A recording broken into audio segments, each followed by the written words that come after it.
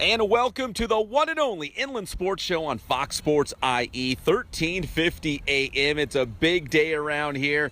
Jeff and I are en route to the University of California at Davis for Highlander basketball. So, Jeff, this is going to be a weird show. We're actually starting the show in Riverside, and through the power of media magic, we're going to end up in Sacramento when we finish the show. We're going to time it out perfectly. I hope we end up in Sacramento. That's the plan. The travel plans sometimes with me get all thrown out of proportion. We could end up in Pennsylvania for all I know, but hopefully we'll end up at UC Davis.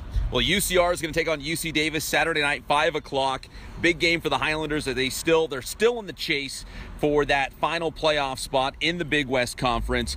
We saw last night that Cal Poly and Northridge went to a double overtime thriller. Poly won. We wanted Poly to lose, but Poly beat Cal State Northridge. Yeah, Northridge had a 6-point advantage at one time with under a minute in double overtime, ended up giving away the ball game and essentially giving up their spot in the big dance. All right, so we'll talk more about the Big West Conference race, UC Riverside, and the Davis matchup. How about some NBA news, too? For whatever reason, Jeff, the Clippers always play Golden State tough. I don't know what it is. They lost. It was a wild one last night, 134-127 against Golden State. So the Warriors eke one out against the Clippers. Steph Curry had 44 points, but for whatever reason, the Clippers always seem to match up well with the Warriors. Well, the Clippers, they have a lot of young legs, guys that like to run up and down the floor. Lou Williams, last time that played Golden State, he put up 50. But, Golden State right now, they were 4-4 in their last games before the All-Star break. They have to put something together. They got to get a rhythm if they want to repeat as NBA champions. Further proof that LeBron James should go to the Clippers and not the Lakers. Hey, they're saying LeBron James could go to the Warriors. Did you hear about that one? No, no way. That's the latest rumor. That's what everybody's swirling around. They said get rid of Klay Thompson, bring in LeBron James. There's no way in heck he's going to do that. He's going to be a Laker, my friend. Okay, well, I'll say Clippers. We'll see how that pans out. Also in the NBA, and I only bring this up because we're en route to Sacramento. My Kings lost on a 3 at the buzzer to Lil Russell Westbrook in Oklahoma City. Did you see it? I didn't. I had heard about it, and I was like, come on. But, of course, it's Sacramento, so I figured they would get beat. And they're going to get beat tonight, I believe. Or is it tonight? Saturday night. Oh, yeah, Saturday night when they play the Lakers. So a continuing tough year for your Sacramento Kings. It's kind of funny. It's Southern California versus Northern California this weekend because we've got UC Riverside playing at UC Davis, and we have the Lakers playing on the road at the Sacramento Kings. Who's going to win, NoCal or SoCal? SoCal, baby. No one cares about Northern Are you calling California. a Lakers and UCR double dip victories on Saturday night? I'm saying pull out your brooms because it's going to be a sweep, baby. So we'll keep tabs on that. Lakers and Kings Saturday night, UCR and UC Davis also on Saturday night as the battle for California rages on in college hoops and NBA. Hey, also in college hoops, so CBU basketball won again last night, 83-71 on the road at the Penguins of Dominican. So they've won 9 in a row. They're red hot right now. But here's the bad news. Dixie State also won last night. So Dixie State, who's a game up on Cal Baptist right now in the Pac-West standings, they've already clinched at least a share of that conference championship. So we need some help, Jeff. We need Dixie State to lose on Saturday against Point Loma, and then CBU to take care of your favorite school. Holy names! Yes, so there's still a chance. There is a chance, but being a 1 and a 2 seed in a tournament format, they'll end up meeting probably in the finals. So it really doesn't matter. At CBU, which gives them the advantage. Like I said, CBU is going to end up playing like 30 games at the end, when it's all said and done at home in their new arena this year. So they're going to break that in. I think it's not a big deal if they don't win the conference outright. Coming in as a 2 seed, they should be fine. Yeah, again, it would be nice to hang a Pac-West banner in the gym in the new arena. I know that's what they want. They would love to do that their final season as a Division II member. But when you look at the big picture, the big scheme of things, just get to the conference tournament. You already know it's going to be inside your home arena. That's going to put the odds in your favor already. So they're already in the postseason. They know they're going to have the home court advantage. And again, it would be nice to have a banner, but it's not really the big prize they're going for. And the biggest thing is really to close out your Division II era, to go as far as you can in the playoffs, in the big dance. I mean, if they were to somehow walk away with a national championship in Division II, go in Division I, that would really give great momentum. It would give Coach Croy a great opportunity to recruit because, hey, we're going Division I. We could be national champions. I think that would be a great, great, great tool to recruit kids to come play at CBU. And speaking of CBU, man, it was cold last night. Like, it was really cold. I was all bundled up. Shoot, I had my Sacramento Kings beanie on in the studio. But we were talking about the fact that Cal Baptist Baseball has a huge series with Colorado Mesa. They opened it up last night. So CBU in the latest Division II rankings, they're number 12 in the nation. Colorado Mesa's number 3. So very huge series. And they were playing at 6 o'clock last night, and they went 13 innings. So I can only imagine by the end of the game, everyone was probably bundled up, beanies. I don't know if you can bring a space heater out there, but trying to stay warm. And CBU lost a tough one, 7-5 in 13 innings. But it feels like winter right now, but yet we got baseball going on. Yeah, it's really been the first week we felt winter here in Southern California. It's been in the high 80s, low 90s for part of much of December and January and part of February. But I'll tell you what, CBU baseball, just going in there and playing such a good game, extra innings, it's early in the year, but they're going to get it together. Coach Adcock and his staff and his players are really they'll find their groove. They'll be fine. And again, this is a Inland Sports Show on Fox Sports IE 1350 AM. One for the record books as we start the show down here in Southern California in Riverside, and we're going to finish the show in Sacramento. It's going to be like a 5-minute flight. From the IE to Sacramento. But we're here at UCR right now, and the Amy Harrison Softball Classic is going on. We got a couple teams on the field right now. We had Taylor Misfeld and Coach Nikki Palmer out there yesterday. So some big softball action going on, and it feels great right now. The sun is out. There's a slight breeze. It's a little cool out here, but there's a lot of people packed inside the stadium right now for some softball. Yeah, it's nice. We saw the teams warming up on the side. This is always good. We talked to UC Riverside head coach yesterday, and they play 5 straight weekends here at UCR, so they're going to get a lot of home games in. They play 50-plus games during the season. This is a very, very good tournament, and it's really nice to see all the co-eds hanging around watching some softball. Yeah, I saw some folks wearing their George Washington gear, which George Washington from Washington, D.C. I don't know what the weather is like out there, but I'm sure it's freezing. I saw some parents wearing the University of Montana, that maroon color. And even though it's probably, maybe in the high 50s, 60 degrees, it feels a little chilly to us here in the IE, but for everyone else, they're probably like, oh man, you got shorts on, but let's put some shorts on and tank tops. Yeah, they're probably wearing, think about it, they're probably gonna go try to jump in the hotel pool because this, to them, is like summer. This is fantastic weather. I love it. I'm sure the people out of Montana and Washington, D.C. love it as well. Well, a little bit later in the show, we're going to have a very special guest coming up at 4:30. It's going to be the great Taylor Dawkins, Cal State Fullerton softball pitcher. Speaking of softball, Taylor's going to join us because, Jeff, she made a little bit of history last night. Yeah, she did. She threw the first no-hitter for Cal State Fullerton since, 2013? Yeah, it's been a couple seasons, yeah. So, yeah, it's great. She was the National High School Player of the Year, and now she's starting her career at Cal State Fullerton. She throws a no-no in her first couple weeks of the season.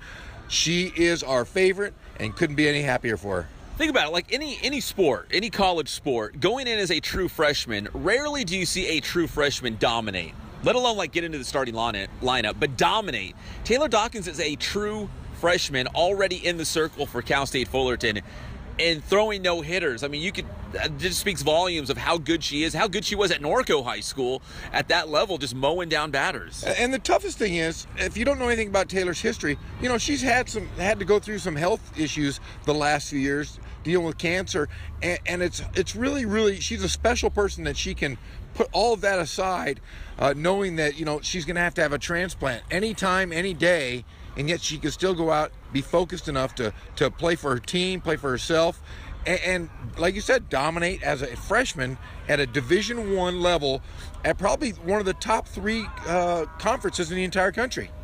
And if you're keeping track at home, Cal State Fullerton, Big West Conference, UC Riverside, Big West Conference. I looked up the schedule. They will play actually in the final week of the regular season. Now, we talked to Taylor Misfeld.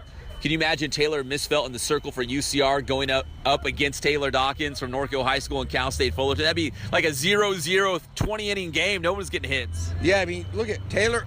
Taylor has 41 wins, the most in UC Riverside history, and then you have the young Taylor Dawkins, who will probably end up, by this all said and done, will have the most victories at Cal State Fullerton. What a great way for those two careers to kind of bookend each other as one comes out, one comes in. Yeah, it would be so cool to have Cal State Fullerton and UCR deciding the Big West Conference Championship in that final series of the season. But that's in May. We're still in February. We still got a lot of season to go in front of us, but that would be pretty cool if it ends up shaping up like that. So coming up at 4:30, we will have Taylor Dawkins live on the show. We'll also talk more college football. Not only do we have a bunch of guys, high school football stars from the Inland Empire that have gone on to play at UC Davis. UC Davis is one of those schools, Jeff, in the Big West Conference that still plays college football.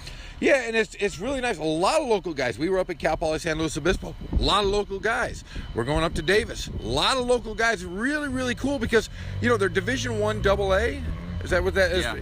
And you end up getting these guys that might not be superstars at the Division I Pac-12 level, but are going to have great careers playing at that certain level, that niche.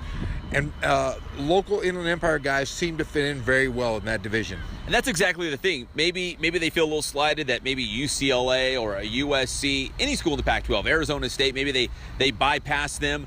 But there's D1 schools out there and pretty close to home, like a Cal Poly, like a UC Davis, where you can still go play Division I college football at a very high level and most of all get your education paid for.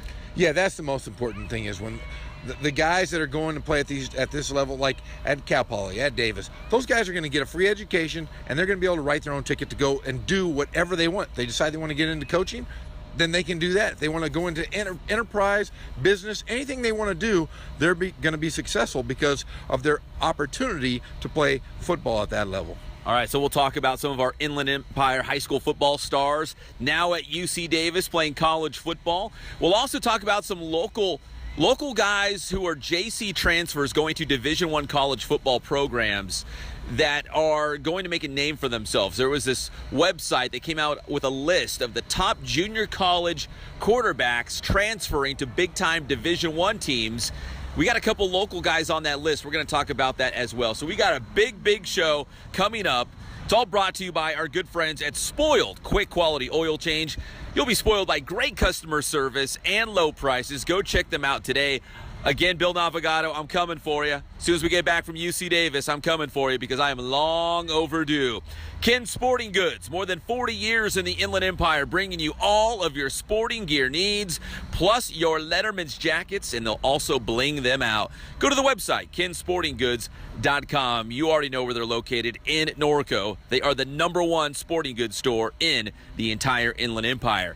Boost Performance Training in Corona with Coach Ray Bass. Hey, make sure you follow them on social media, Instagram, Twitter, very active. They do a lot of cool things on there, so be sure you check that out. And also the strength and speed classes. The first one's always free, but only if you say it's from the Big Jeezy. Say it just like that. Yeah, say it's Jeff Gorham. You get in free, baby. Check out the strength and speed class. Also the overtime program for the younger athletes going into high school. And finally, Catalano Motors in Corona off of Temescal Canyon Road, where you can buy, trade, and finance that new-to-you car or truck. You've got high expectations when purchasing a new vehicle. Let Catalano Motors meet those expectations. In fact, go above those expectations. CatalanoCars.com is the website. Catalano Motors off of Temescal Canyon Road in Corona. All right, when we come back here on the Inland Sports Show on Fox Sports IE 1350 AM, Jeff, we will talk some college football. We'll also talk about some NBA news, and it's kind of funny. There's something with Kawhi Leonard in a popular Will Ferrell movie that people are making the connection to. Did you hear about this? I didn't. I can't wait to hear about it, though. We're going to hear about Kawhi Leonard, his connection to a famous Will Ferrell movie, plus also Kenny Clark, and he needs your help. He's making a social media push in honor of his dad, who's currently in prison. We're going to talk about that as well. That's coming up. It's the one and only Inland Sports Show on Fox Sports IE 1350 AM. And welcome back to the one and only Inland Sports Show on Fox Sports IE 1350 AM. I'm Pep Fernandez. That's Jeff Gorman. Jeff, we are en route to Sacramento, UC Davis, for some big-time Highlander basketball. But right now, stuck in the Ontario airport. Yeah, we're hanging out here. Apparently, our flight was supposed to leave at 1 o'clock. We're not leaving till 5:30. It's going to be a while here, so we're going to do the show from the airport. People are around us. We got the elevator music in the background, and things are a little different here for the Inland Sports Show. We're trying to kill some time. We got some food. I actually walked down and ran into a lady, and she looked at me and says, "We beat you." And I looked at her. I'm like, "You beat me? What do you mean?" And I looked down at my shirt. Of course, I'm flying the colors because we're going to Northern California. I got my Sacramento Kings shirt on, and she says, "We beat you." I said, "Oh, yeah, you're right. Oklahoma City beat Sacramento last night. It was Russell Westbrook hitting that game-winning three-pointer at the buzzer in Sacramento for the big win." So we talked about Oklahoma City a little bit and her team, and I said, "You know what? You're from Oklahoma. You're a big Thunder fan. I think like everyone feels like Oklahoma City is underperforming. They're underwhelming this season." I'm like, "Do you feel like that?" And she says, "No." I was like, "You don't?" I was like, "Because I feel like everybody else around the NBA feels like Oklahoma City should be a lot better. You got Paul George, you got Carmelo Anthony, you got Russell Westbrook, who might be the MVP in the NBA." She says no. She says the only thing that's concerning her is she can't believe that Carmelo Anthony still has not gelled with this team. That's the only thing that concerns her. Everything else, she says, yeah, it's been pretty good. Well, if you look at Carmelo Anthony, I don't see a letter D anywhere in his first or last name. He doesn't play D. There is no defense in his game. And he's a scorer. That's his job. He doesn't guard anybody. And if you're not getting 20, 25 shots, as he was getting in New York, and he's obviously not taking the shots because of Paul George, because of Russell Westbrook, his game has to change. And if he doesn't reinvent himself as a basketball player, he's just going to kind of revel in mediocrity playing in that system, because somebody has to play defense when you have three big scorers. Well, the lady I talked to, her favorite player is Russell Westbrook, and for good reason. He's the best player. He might be the MVP in the NBA. She said her second favorite is Paul George, because she's originally from Indiana, then moved to Oklahoma. So I was like, oh, well, you got the best of both worlds. You got your guy Paul George, former Pacer, and you got Russell Westbrook. She's like, yeah. She's like, it's just Carmelo Anthony. She's like, I don't know what it is. She's like, it's just not working with him. And I think a lot of people feel that way, that if you take Carmelo Anthony off of the Oklahoma City Thunder right now, they'd probably be just as good, or maybe even better. Well, I think they'd be better just because defensively, someone has to pick up the slack. And in the NBA, it's got to be four guys, because you play man-to-man. There's always got to be a help side defender for Carmelo. So if you take him out of the equation and you bring in somebody, maybe a role guy that can just guard guys, maybe put up 8 to 10 points a game, you're almost in a better situation. It's just, I always thought it was an odd mix when you brought in Carmelo Anthony with Paul George, with Russell Westbrook. Those guys are true scorers, but they're all-around players. Russell Westbrook, if you tell him to lock down guys defensively, he's going to lock down defenders because he's so strong, and he has that intensity, that tangible, that makes him an MVP candidate. So Russ Westbrook, and the Thunder beat Sacramento last night on a buzzer-beating three-pointer. So now it's going to be Sacramento and the Lakers come Saturday night, Jeff. But first, the Lakers are taking on the Dallas Mavericks tonight, and it's also the return of Lonzo Ball. He's missed 15 games with an injury. He's coming back tonight against the Mavericks. It'll be our first time we've seen him and Isaiah Thomas on the court at the same time. How do you think IT and Lonzo Ball are going to fit together? Well, from the beginning here, the first part of having the IT experiment, he's coming off the bench anyways. He hasn't started for the Lakers yet. He wants to start. He says he doesn't want to be a second fiddle. He'll mentor to a point, but he's not going to be the mentor that I think the Lakers hope that he would be. He's in the prime of his career, and you're taking one alpha dog and putting him in with another alpha dog, and he doesn't want to relinquish that leadership, that talent that he had with Boston. Lonzo Ball's a rookie. He hasn't done anything in the last, you said 15 games? Yeah. He had a strained ACL or MCL. It's going to take him a while to get back into the flow of things. He already doesn't have a jump shot, so you're not going to gain any offense because of having Lonzo on the floor. The good thing about IT is he can score the basketball.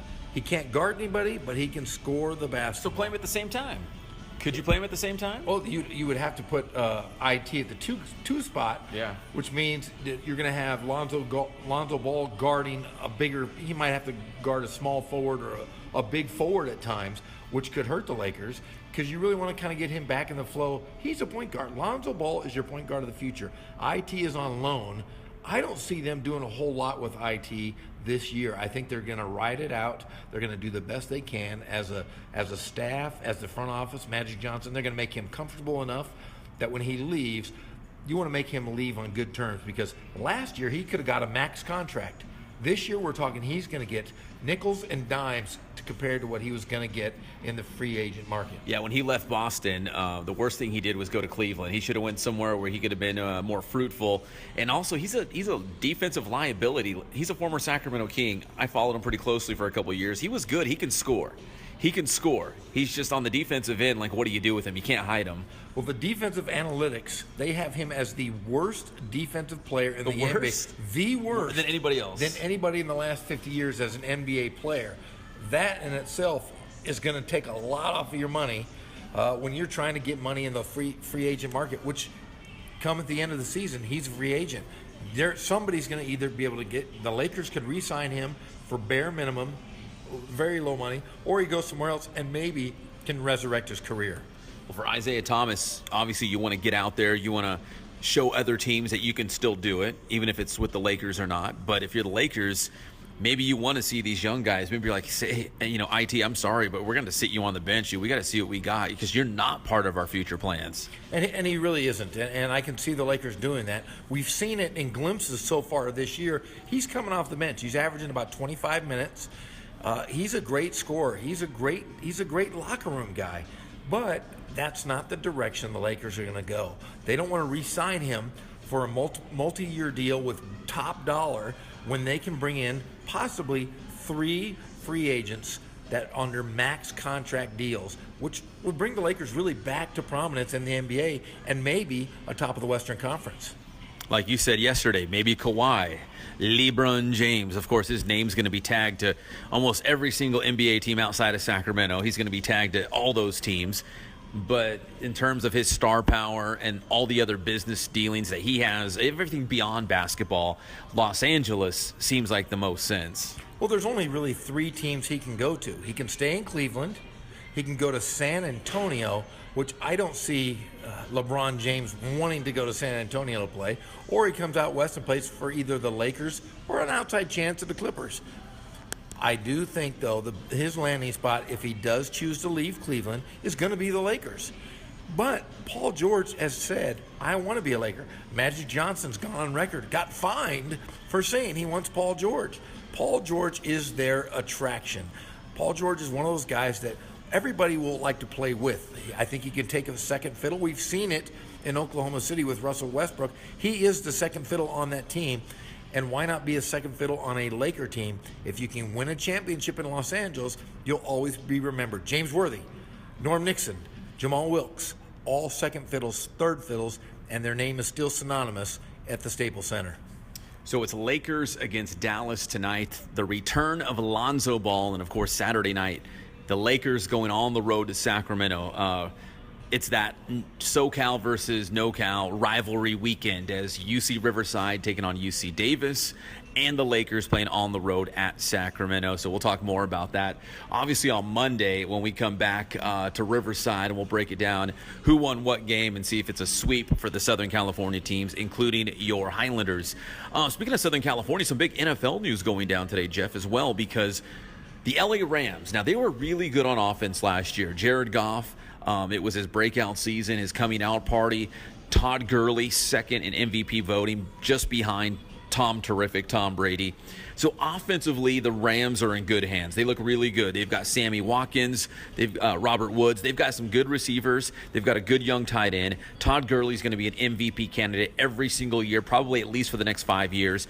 Jared Goff established himself as a franchise quarterback. On the defensive side of the football, you have Aaron Donald, and that was what they were strong at. The Rams were always good on defense. Even when they struggled on offense, they were always good on defense. Now they're getting even better on defense as they have reportedly set up a trade with Kansas City to bring Marcus Peters to Los Angeles. So the Rams bulking up on the defensive side of the football. this might be maybe the missing piece, Geoff, going forward to hopefully get them over the hump and not only get to the playoffs like they did this year, but actually win a game or two, maybe make it to the conference championship game. Well, you look at the Chiefs; they're in rebuild mode, and Alex Smith is gone, the quarterback. They're in a rebuild mode, and I don't know if you want Peters leading the rebuild program. He's had some issues in the locker room, but they decided, hey, he's a great player. He was a Pro Bowler 2 years ago. Great, he's a guy that's going to go out and get you interceptions every year. But you don't want a guy like that leading the rebuild. So they're going to ship him off. They're going to get something back in return. And the Rams themselves are in rebuild, still in rebuild. They had a great year last year. But you have guys like Darnold. Those guys he's not going to be the man defensively. He's not going to be the man in the locker room. That is going to be to Gurley, to Goff, Darnold. Those guys are going to have to take him under their wing and maybe integrate him into a better defense, because we know that's what the biggest problem that the Rams had this year was their defense. Yeah, he's got some baggage. He's had an attitude problem. He's had some run-ins, some incidents in Kansas City. So no doubt he's a great player. Pro Bowler, 19 interceptions in his 3 seasons. I mean, he's a lockdown corner. You could make a case maybe he's the top cornerback right now in the NFL, at least top handful of guys in the NFL right now. So he's definitely good. He's definitely going to help the Rams on the defensive side of the football. But again, there's that caveat. He's going to come in, and there is some baggage there. You want when things are going this well right now for the Rams, when they've turned that corner, when they were so bad and now they're actually division champions, they're a playoff team, the future looks really bright. The last thing you want to do is bring a guy into the locker room that might shake things up, guy who's going to give the other guys attitude, or the coaches for that matter. Maybe they go into training camp or whatever, and he's causing issues. Like, that's the last thing you want. This is a team that's going in the right direction. Is he a great player? Yes. But there's also a chance that he might get a little crazy on the sidelines. Yeah, I mean, there's always that chance. You got to take it. Sometimes you have to take a chance on a guy like Peters. Think about this. He's in Kansas City. You lose your coach, you lose your quarterback, you lose everybody, you're rebuild. Why not go to something that is new, fresh? Guys that are going to be positive in the locker room. You don't ever hear any Rams issues in the locker room because their coaching staff is on top of it. Why not succeed in Los Angeles? You're under a bigger stage. You can resurrect your career. You can fix what you've hurt in the past. Think about it. Americans, football fans, they're very forgiving if you do one thing, and that is win, play hard, and keep your mouth shut. They'll forgive the discretions you did in Kansas City here in Los Angeles. LA's a very forgiving town, remember. Yeah, you know what? Sometimes a guy just needs to turn over a new leaf. You go to a new city, you got a new franchise. There's no tag, there's no stigma on you. You come in there, you set the tone as a team first guy. Yes, sir. Yes, coach. And it's smooth sailing from there. Yeah, think about it. We had Dennis Rodman. Remember his track record? Oh yeah. And think of the things he did in Los Angeles when he was a Laker. Goofy stuff, but everybody really, really kind of they embraced him. Meta World Peace, another guy that had baggage, came to the Lakers, and look at him. He is a stellar citizen in Los Angeles, in the community. He turned it around. This could be a very good opportunity for Peters and the Rams. Bigger NFL news as well if you're a 49er Raider fan. So the NFL draft is coming up in April. And it's a big deal who picks where, right? Especially in the first round. Who's going to get, the top picks? Is there going to be a quarterback still on the board? So these picks are very important. And the 49ers and Raiders had identical records during the regular season. They were both 6 wins, 10 losses. So the 49ers and Raiders had to go to what they call the point differential, or what was the opponent's strength of schedule. After the tiebreakers, they still couldn't figure out who should have the 9th pick in the NFL draft and who should have the 10th. The 49ers and the Raiders were exactly identical. The records were identical. The tiebreakers were identical. So now it's going down to a coin flip. They're going to flip a coin to see who's going to pick 9th and see who's going to pick 10th. And I think the last time something like this happened, it was the Raiders and the 49ers. 49ers took Vernon Davis, who turned out to be an awesome NFL tight end. Awesome. The Raiders took Michael Huff, a receiver.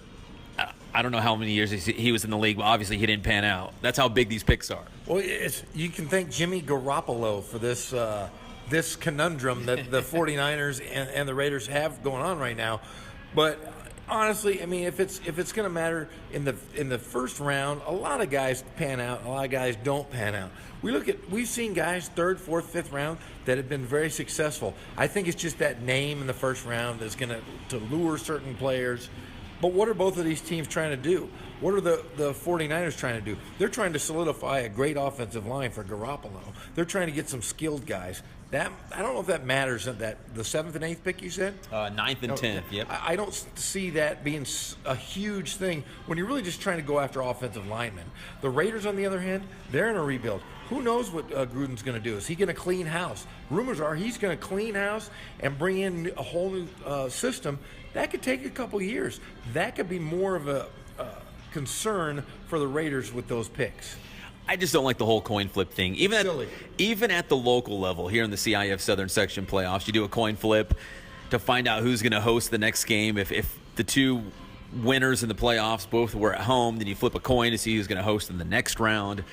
Even I was covering Pacific High School girls basketball, and the coach said, well, we tied Banning for the league championship. We got to see who's going to be the number 1 seeds because all the tiebreakers, they were exactly even. So she's like, I'm going to go to McDonald's. We're going to go in the parking lot. We're going to flip a coin. And we're going to find out who's the number 1 seed out of the league. The coin flip. There's got to be a better way, right? I mean, even if from the NFL draft, all the way down to the high school CIF Southern Section playoffs, get rid of the coin flip. Let's just do something real. You just do Rochambeau or Indian leg wrestling, where you lay on the ground and you use your strength of your legs to see who wins, or you have a bare knuckle fight in the iron cage. But ladder match. Yeah, I agree. It's silly. There has to be something, but if he boils down to it, that's really the only kind of thing you can do. You can pay each other. We're going to give you $1 million at the high school level. You can go, hey, I'll give you a bucket of balls. We'll trade a couple teachers because we don't like those teachers. It's silly, but it's really the only thing you can do when you're at a stalemate like that. Well, we'll keep an eye on the 49ers and the Raiders. They'll be flipping a coin for the number 9 and the number 10 NFL draft picks coming up in April. Coming up here on the Inland Sports Show on Fox Sports IE 1350 AM, we'll talk a little college football as well because we got some local guys who have transferred to big-time Division I programs, and now they're competing for the starting quarterback jobs. There's a website that put out a list of the biggest impactful players, and we've got IE guys all over the place on this list. We're going to talk about that. We'll talk college football when we come back. It's the one and only Inland Sports Show on Fox Sports IE 1350 AM.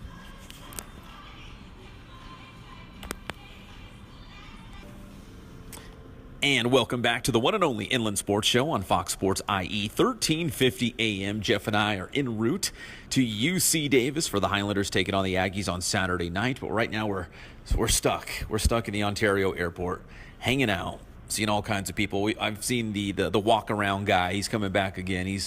I think he's on the same flight as us. He's waiting all day at the airport, and he's just doing laps in the whole airport. We're sitting here eating fast food, and he's doing laps around the airport. Yeah, I'm eating a double cheeseburger, and this guy's got shaved legs.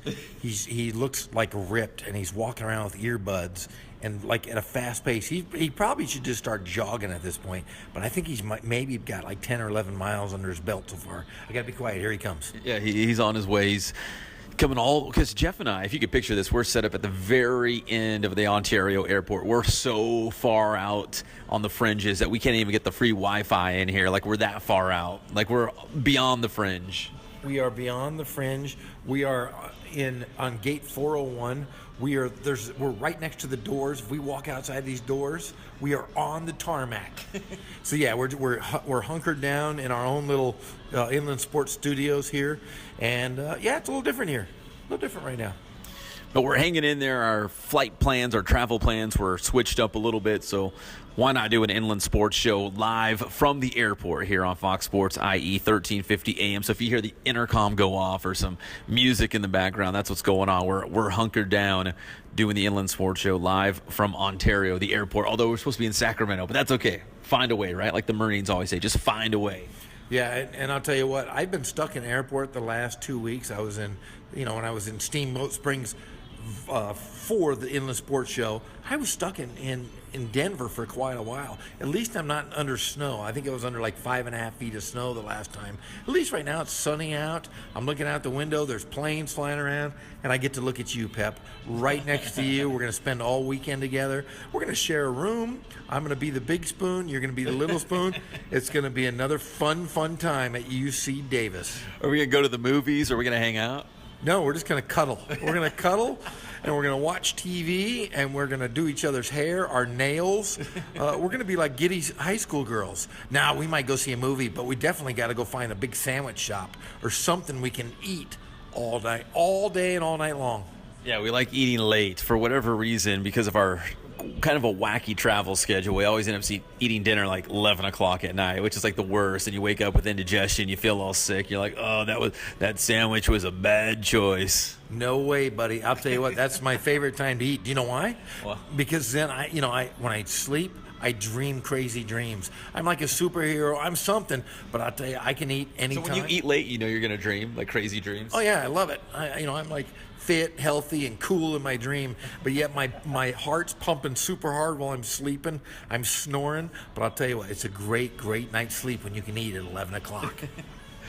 Well, tonight when we're having pillow talk, we're going to talk college football like we are right now. So there's a website out there called Athlon Sports, and they came out with, they're looking at JC quarterbacks, junior college football quarterbacks, who are transferring to Division I teams that are going to make the biggest impact coming up this fall. And we went through the list, and we've actually got a couple Inland Empire guys, and I know football fans across the IE, they're going to recognize these names because they were huge names in high school football across the Inland Empire, first off, and they went from number 1 to number 10. So number 1 was the guy who was going to have what they suspect is the biggest impact, and number 10, obviously, still really good, but down the list a little bit. Number 2 on that list was Vic Viramontes. Victor played at Norco High School. He went to the Cal Golden Bears, didn't work out there for whatever reason, came back to RCC, put up some huge numbers for the Tigers, and then he signed with the Minnesota Golden Gophers. So this website was looking at the top junior college quarterbacks that were going to make it big at the D1 level, and Vic Viramontes, number 2 on that list.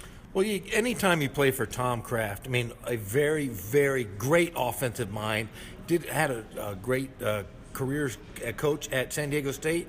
He's come to RCC, and they are a juggernaut. And he's always been able to put out quarterbacks. And Vic Viramontes, just think of it, he threw for over 1,800 yards. He had 22 touchdowns. That will transfer very well into the Big Ten. Big Ten, that's smash mouth football. If he can throw the ball, he's going to have a pretty good career up there. That's a great point. I remember coming out of Norco High School, he was being recruited by Michigan. People thought he was going to go play for Jim Harbaugh and the Wolverines, but now he'll be playing against Jim Harbaugh and the Wolverines as he's going to the Minnesota Golden Gophers. And if I'm correct, I believe he already signed. He's part of that early signing period, so he's already signed, sealed, and delivered. He's going to be a Golden Gopher. And the good thing, he is signed, sealed, and delivered. The good thing is the guy can run as well. He's a very, very mobile quarterback. He can be a pass first, run second, either or. The guy can really, really run. He ran for over 1,300 yards. He had 21 touchdowns on his own. The guy is just a football superstar. And what better place than in the Big Ten? Like you said, the Golden Gophers has a really, really good player. And number 6 on this list on the website was a guy named Sharon Jones. And we all know Jonesy from the Rancho Verde High School. So Jonesy, right out of Rancho Verde High School, Moreno Valley, he went to the University of Tennessee, spent a season or two. Actually, it's 2 seasons. He redshirted, but he was there with the Volunteers. It's kind of wacky. He transferred to Colorado. Then he transferred back to Tennessee.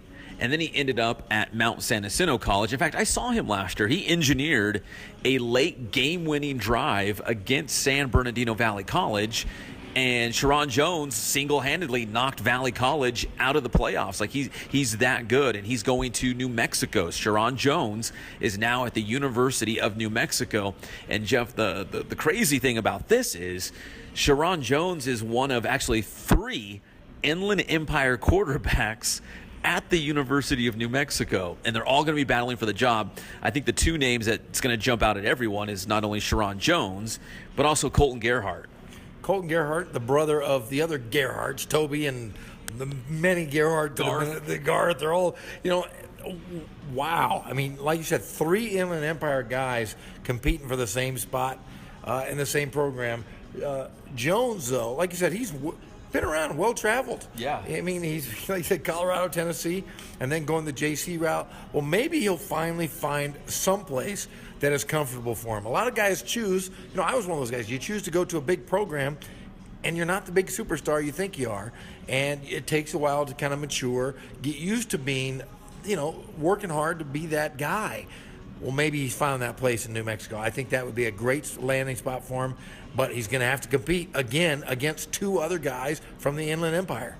Yeah, wherever you go, you're going to have to compete for that starting job. Doesn't matter. If you're playing Division I college football, there's going to be other dudes there. You're going to have to beat them out for that starting job. So Sharon Jones transferring from Mount San Jacinto to the University of New Mexico, the same time that Colton Gerhart is transferring from Arizona State to New Mexico. Colton Gerhart played baseball and football at Arizona State, but here's the problem with the Sun Devils. They really liked him beyond a quarterback, special teams, safety. They liked him different places, but I think Colton Gerhart, in his heart of hearts, still wants to play quarterback. He's going to the University of New Mexico now, and he actually played in 10 games for them last year. So he played a little spot here and there for his quarterback, but the other 6 games he played on special teams. So even at New Mexico, even the Lobos didn't use him at quarterback all the time, but he did play in 4 games. He got 1 start, and he's another one of those guys like a Vic Viramontes, big, strong, can run the football. 156 yards on 24 carries in a victory against Tulsa.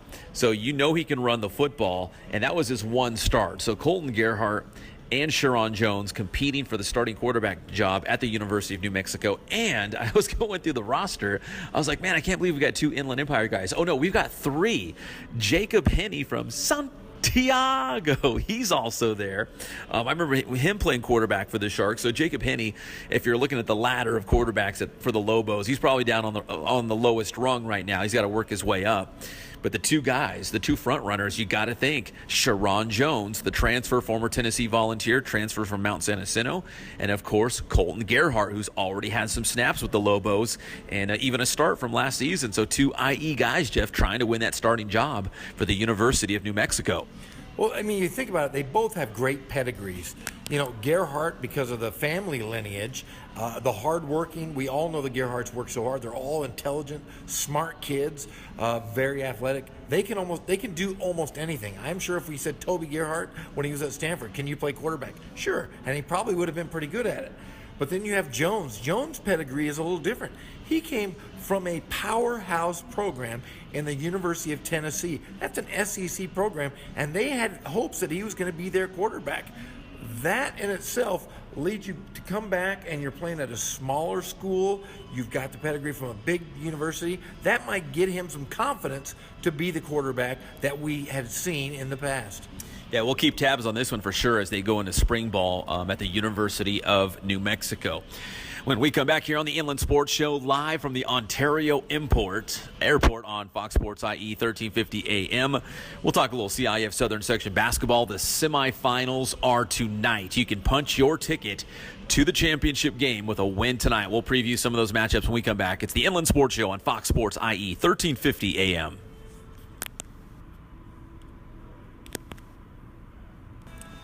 And welcome back to the Inland Sports Show on Fox Sports IE 1350 AM. Doing this show from the Ontario Airport en route to UC Davis to see the Highlanders take on the Aggies come Saturday night. But Jeff, we got here a little bit early. The plan was to do it in Sacramento. That's okay. Ontario's nice too. Yeah, we've been doing remotes. I mean, we did a remote from Hawaii. We did a remote from Cal Poly San Luis Obispo. We did a remote from the Matadome of Cal State Northridge.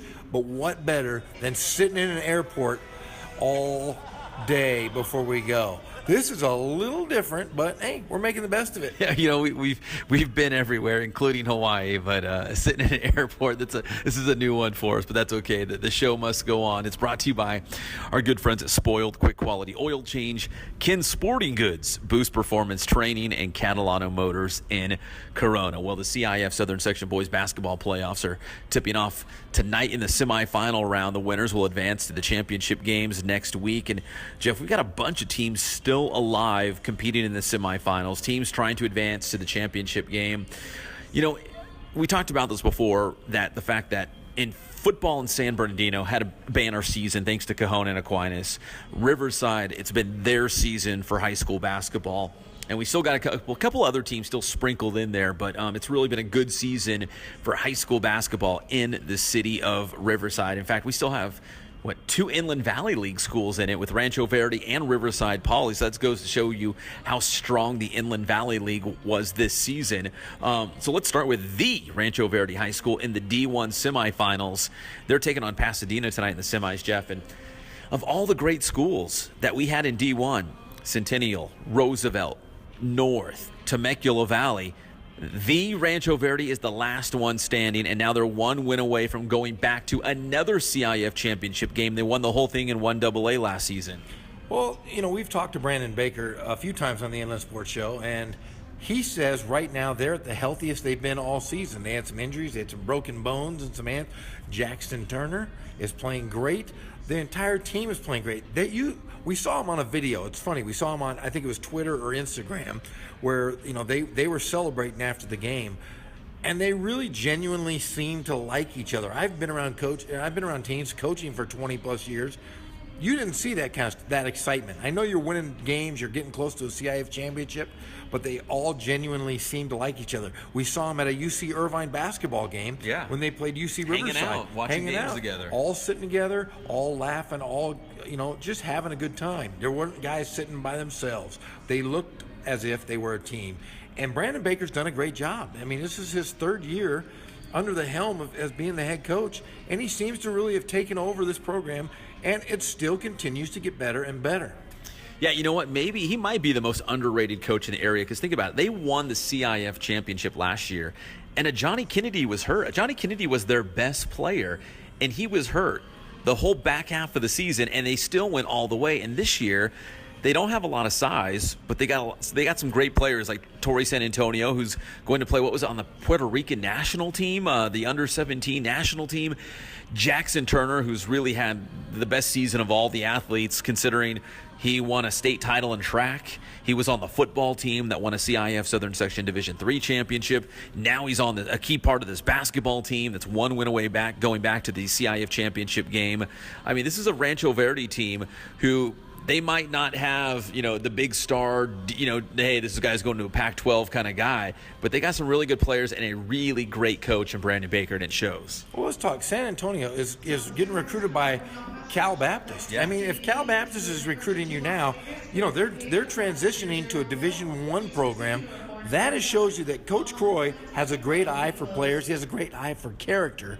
And to go to Cal Baptist possibly would be great. He's only a junior, going to be a great player possibly at CBU. But let's talk about Brandon Baker. A lot of coaches, and I've been in the coaching fraternity for a long time, a lot of guys kind of scoff when coaches start off. I think he was a freshman coach for a few years at Marietta Valley. He's coached at a lot of different places. He was a JV coach at a couple different places. But I think that's always a positive. When I coached and I hired assistant coaches, I like guys that have been around, because you learn from the best. You learn from guys that aren't very good. You learn to do better than what you just worked under. And I think he's done that. He worked for Showalter. Showalter was a great defensive mind. So you learn defense, you put in that great offense, the high-powered, high-octane offense that they put in this year. And I think that guys like Brandon Baker become great head coaches because they learn from the best. They learn from repetition. They learn from coaching at a lower level. If you're coaching freshman basketball, you got to know something about the game, because you're not going to have the greatest athletes. You're going to have to play with what you're dealt with, and that's how you become a good coach. You make decisions based on the players you have, and I think he does a good job in that way. Yeah, obviously he was soaking it in, absorbing all that, coming up through the ranks, and it's paying off now. I mean, he already has one CIF Southern Section championship under his belt, 1AA last year. Now he's 2 wins away from another one. He's in the semifinals tonight again against Pasadena on the road in the D1 semifinals. Championship games will be next week. In 2AA, we've got Cajon on the road at Crossroads in Santa Monica in the 2AA semifinals. We touched on it yesterday that this is the team where Shaquille O'Neal's son, Sharif O'Neal, is playing. And if there was a matchup out there, if you were actually going to pay money for a ticket to go watch a high school basketball game, it would be Jeremiah Martin of Cajon going up against Sharif O'Neal at Crossroads. I'm sure that gym is going to be nuts. It's going to be loud. That's a big-time game. Division II AA. Now, it's not Division I, but II AA is as close as you can get to Division I, and that's a really good division for high school basketball. Cajon could find themselves in Division I come next season, but right now in II AA, they've got a chance to go back to the CIF championship game with Jeremiah Martin leading the way. They've got great guard play with Jared Hyder and Deshaun Washington. And Cajon, they've had some good teams in the past. This might be their best one yet. Well, Randy Murray every single year has the best athletes in San Bernardino County, and he does a great job. They're always in the mix of things, but this could be a special team. The one good thing you can say about going into tonight's game is if you buy a ticket, you have a shot to see Shaquille O'Neal. You think he'll be hanging out? I would hope if I'm that good of a player as Sharif, who signed to go to the University of Arizona, I would definitely want to come see my son. But I will say this, if I'm a betting man, and I'm not, but if I was, I would bet any day that Jeremiah Martin would be able to stop a guy like Sharif O'Neal because of his strength, his size, and the toughness that he's got from playing multiple sports. He's a football guy. We know where he's going. He's going to be an NFL player someday. And when you put a guy against a 6'10", 6'11 guy like O'Neal, he's going to have a hard time just because of the strength factor. He's a grown man already, Jeremiah Martin, and I think that Cajon is going to pull off a big upset tonight. Yeah, Jeremiah Martin is a mismatch nightmare. He's a defensive end in football, so just picture a big, strong defensive end playing football, like almost like a LeBron James body type. Like just picture that, but on a basketball court. There hasn't been a single guy I've seen all season long that was able to match up with him. Now, I saw Cajon in an earlier round against the Cathedral Phantoms, and they had a big man who was pretty good, 6'7". I forget his name. I think it was Alonzo Robinson, I want to say. He was pretty good, and he had some good moves around the rim, but the physicality, the strength, and the speed of Jeremiah Martin, you can't really duplicate that. You can't even really practice for that. Unless you've got a guy like that and you're seeing every day in practice, you can't even, like if Sharif O'Neal has another guy that looks like Jeremiah Martin in practice, you're just not ready for something like that. You have to get into the game and maybe even use the first quarter as a time to kind of adjust and take that first punch and be like, okay, we took the first punch. Now we know what to expect because Jeremiah Martin is just that good. Until you actually see him and go up against him on the floor, you just really don't know what to expect. Yeah, and we were talking about Division 2A being such a good basketball level. The thing is, with competitive equity in the CIF and the way they set up, you're going to get a team that could probably win Division I at any given time because they might not have had a great year the year before or the year before that, but teams are going to sprout up and be very, very good. That's a small window to win, so this is that window that Cajon needs because they're definitely going to move up because they've done so well every single year. This has to be a shot. And like I said, there isn't a big difference between Division I and Division II or 2AA. Yeah, even Cajon football. Think about it. CIF Southern Section Division IV champions made it all the way to state. I think it goes without saying they're at least Division III next year for football, maybe even Division II, just based on that success. So you got to get it while the getting's good. If you're still in 2AA like the Cajon basketball team is this year, go for it. Try to win the whole thing because there's a good chance you're going to be bumped up come next season. And again, they're going to go to the state playoffs. Once you make it to the CIF Southern Section semis, you clinch your spot to the state playoffs. Jeff, if I could call a quick timeout before we get to the Riverside Poly Bears, there's a bird in the airport. You see that bird over there hanging out on the side? It appears to be. Is it looking at me? Hey, I know you're scared of birds, and I'm going to be honest with you. It's eyeballing you. It's not eyeballing me because you're a little guy. You're a morsel, and I know you have a big fear of birds. I think there's a name for it. There is a name for it. Yeah, there probably is. I'm going to look it up during the break and see if we can figure out if it's some sort of phobia. How did he get in here? What's he doing in here? I don't know, but he's eyeballing you. He could be anywhere in the airport, and he chose to be near you, buddy. Yeah, this is a gigantic airport, and of course, oh my, he's on the move. He's on the move, guys. He just came closer to me. What's he doing? Hold on, now walk around guy is coming. He's really working up a sweat. Walk around guy's gonna move him over here. Oh, the bird's gonna be on the move in a second because the movement, the action's gonna send him off to another spot. Let's see where he ends up going here, because the bird actually now he's going the other way. We're okay. He's far enough No, he's not too close. He's far enough that I can feel comfortable. I just want to say this. There's a little sweat on your forehead. Yeah. Oh, it's a real thing. You're glistening right now because you're really... Now I'm looking for more. Don't worry. How many birds? Yeah, Pep Fernandez, everybody, is scared of birds. Don't like them. No, not at all. All right, well, he's gone for right now, so I can get back to the show. You're listening to the Inland Sports Show on Fox Sports IE 1350 AM. In two-way, Jeff, this has kind of been the Cinderella story, I guess, of the playoffs. The Riverside Poly Bears, they're taking on Valencia tonight in the semifinals, back in the Bears Den. First time in the semis since 1996. That was 22 years ago. And again, they're going to go to the state playoffs for the first time since Reggie Miller, the great NBA star. Reggie Miller was part of that Bears team his senior year in 1983. So they've had some good Riverside Poly basketball teams in the not-so-distant future. Like, I remember when I first got to the IE, 2011, 2012, they had some good teams, some good Riverside Poly teams. But this team is the first in 22 years to make it this far into the season. Tonight, with a win on their home floor inside the Bears Den, they could punch their ticket to the 2A championship game. It's pretty cool to see a program like Poly that's had a lot of tradition. Big names go through there, probably most notably Reggie Miller, NBA great, to see them back near the top of the mountain. Well, it is nice to see him, Yancey, and the guys reach this pinnacle for the program. Just think about it this way. Last year, it almost collapsed on Riverside Poly. They had guys transfer out. They had 3 players leave the program. Their big man was hurt like it was a mess. Yeah, they had 3 players transfer. Their big man was hurt. Things didn't look well for Riverside Poly, but I'll tell you what, no one puts in the time and effort that Yancey Dodson does with his team. He plays 100 games in the offseason just to make his team better. And I'll tell you what, the guy I always make fun of him. He's been at Poly 3 different stints, but he learned a lot. Think about this.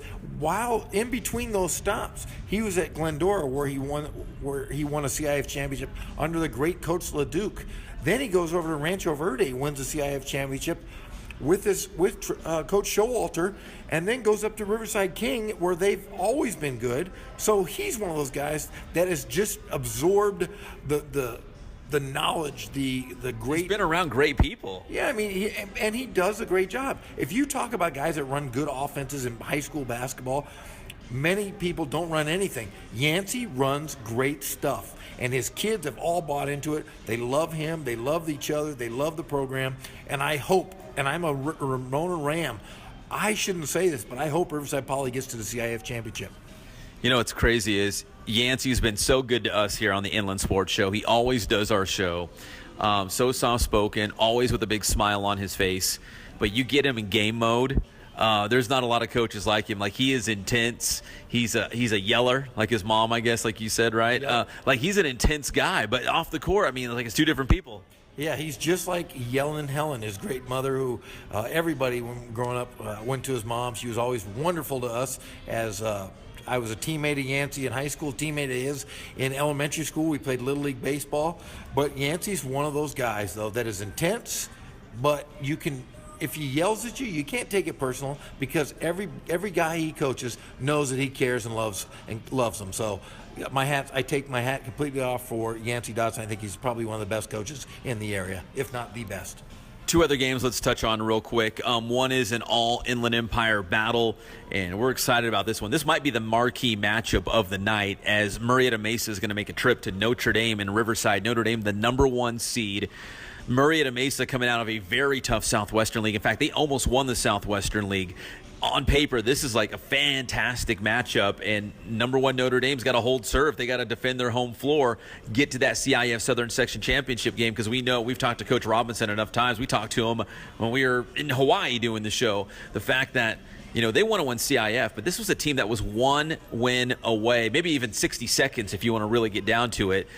60 seconds away from going to the state championship game. They had Rolling Hills Prep on the ropes in the state semifinals last year. This is a team that has big goals, but for a semifinal match, this is a tough match for the Titans. Well, if you recall, they were in this same predicament last year and did not get that CIF championship. So when they hit Rolling Hills Prep in the semis of the state playoffs, I think in the back of their mind, we need to do this in the correct order. We need to win a CIF championship first. We'll finish that because we didn't get that last year, and then let's take care of business and go on for state. But you gotta hope that the Wright brothers don't take off and play very well tonight, because their pedigree's high. Their dad was a big-time NBA basketball player, and those guys are very, very talented. That's in 3A and 4AA. The number 1 team is Hillcrest, and the Trojans are back home against San Luis Obispo, which, you know what? I think I packed my Hillcrest basketball shirt. I think my Hillcrest basketball shirt made the trip to Sacramento. I'm going to have to bust it out this week, and maybe if they win tonight against San Luis Obispo, I'll break it out and I'll wear it on this trip and take a picture for our good friend Jackson Wood. Well, I don't really have much to say other than I think that Hillcrest should win this division. They walked through the very, very good River Valley League. Remember, they upheld La Sierra, who had won 5 in a row. And so Jackson Wood has done a great job. He's got a great team, and I expect them to go and win the next 2 weeks. So 4AA Hillcrest against San Luis Obispo tonight, semifinals. And I should remind everyone, in terms of our inland sports coverage, even though Jeff and I are on our way to Sacramento for the big UCR versus UC Davis college basketball game, we will have guys. We'll have intern Cullen at Notre Dame. We'll have intern Cullen at Hillcrest against San Luis Obispo. And then Daryl Trujillo. Daryl is going to be at Notre Dame versus Murrieta Mesa. So that's another big-time contest. We'll make sure we get it on social media. We'll get all the scores uploaded on the website. So keep it tuned into Inland Sports, and we'll keep you up to date on the CIF Southern Section basketball playoffs, because everywhere I go, people are talking about the playoffs. It's a huge deal in the Inland Empire. I think especially because we've got some really good teams, basketball teams this year. If we were bad in basketball, people wouldn't be talking about it. But we're really good in the Inland Empire high school basketball this year. So I think a lot of fans in the area are just really excited about that. That and the fact that UCR is coming on strong here late in the season. Hopefully they'll make a push and get to the Big West Conference tournament. All right, when we come back here on the Inland Sports Show on Fox Sports IE 1350 AM, we'll recap the no-hitter for the great Taylor Dawkins. Cal State Fullerton softball pitcher whirled a no-no yesterday. We'll recap that. We're going to have Taylor on the show, but she can't do it today. We'll explain when we come back. We wanted to get her on the show today because, Jeff, if you throw a no-hitter, you go straight to the front of the line. There's no waiting when you toss a no-no. I'll tell you what, when I saw that last night, I got a text that she got a no-hitter. I woke up. I couldn't go back to sleep for a while. Really, really exciting. And I think she's my favorite inland sport athlete by far. She was the National Player of the Year, and she's our dear friend. So we'll talk more about Taylor Dawkins. Also, we got to circle back around. We teased about it in the beginning of the show. Inland Empire high school football guys that have gone on to UC Davis. We got a bunch of them. They're all big-time players. Everyone's going to recognize these guys' names, and now they're playing football at UC Davis at the Division I level. We'll talk about that as well. And then a little bit later down the road, Kenny Clark, he's got a social media campaign going where he's trying to give back for the simple fact that his dad has been in prison since he was 9 years old. And Kenny Clark wants to do something nice that a group inside the prison did for him and his family as well when he was younger. We'll talk about that as well. We'll be right back. It's the one and only Inland Sports Show on Fox Sports IE 1350 AM.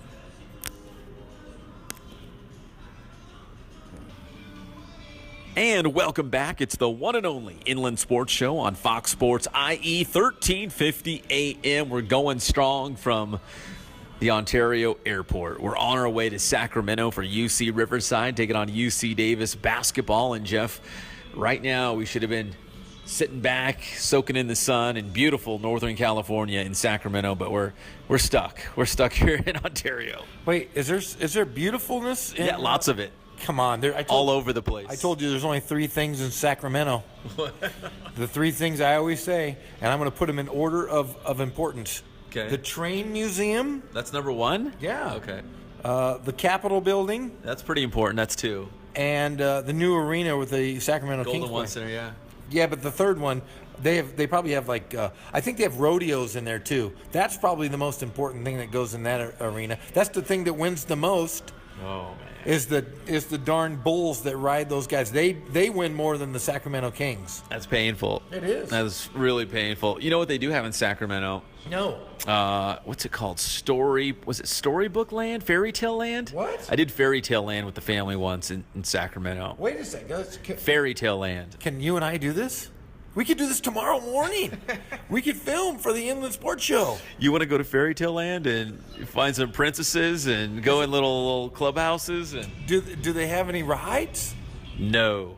Okay, no. It's like a glamorous park, but you have to pay to get in. Then we end up just looking like creepy guys. Two grown men walking around Fairy Tale Land. Yeah, they're like, oh, look at those guys. They must be dads. Where's their kids?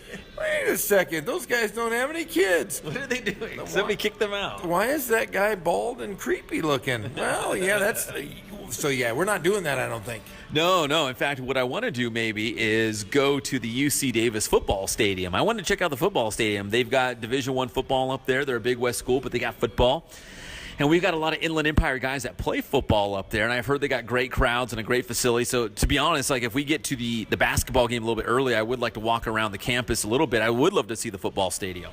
I would like to walk around and look at the co-eds. So we have got... We each have something we want. Yes, definitely. I love going... No, it's fun walking around campuses I've never been to. And this is one of the trips that we had discussed before the season started, is that we wanted to go to Cal Poly San Luis Obispo, and we wanted to go to UC Davis because they have football programs. Yeah, you know what? There were some exotic locations on our schedule this year. Hawaii, Montana, Ann Arbor, Michigan. Oh, yeah. But some of the other more, I guess you call them routine locations, like Davis, like Poly.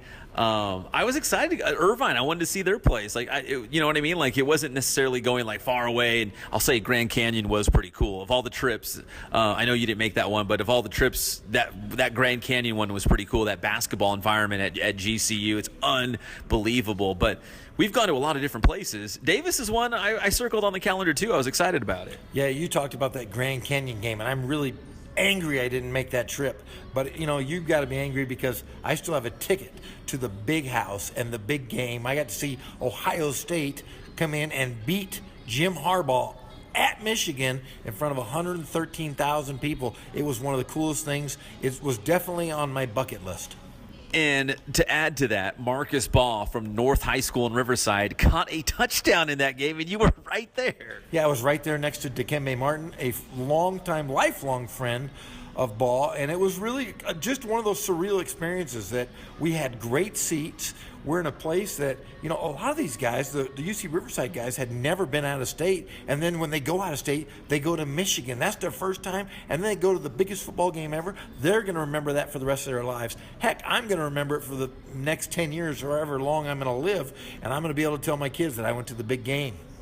That was the biggest of the big games, the biggest college football rivalry out there. I know you could probably make an argument for some other games out there, but Ohio State, Michigan, I mean, that's about as big as it gets. So that was one of the stops. But today, this weekend, our stop is UC Davis. One day, we will get out of here from the Ontario airport. We will do it, just not right now. We're still probably several hours away from getting on the plane and getting into Sacramento later tonight. So we're still waiting for that. We will check out some UC Davis football because there is good football up there in Sacramento.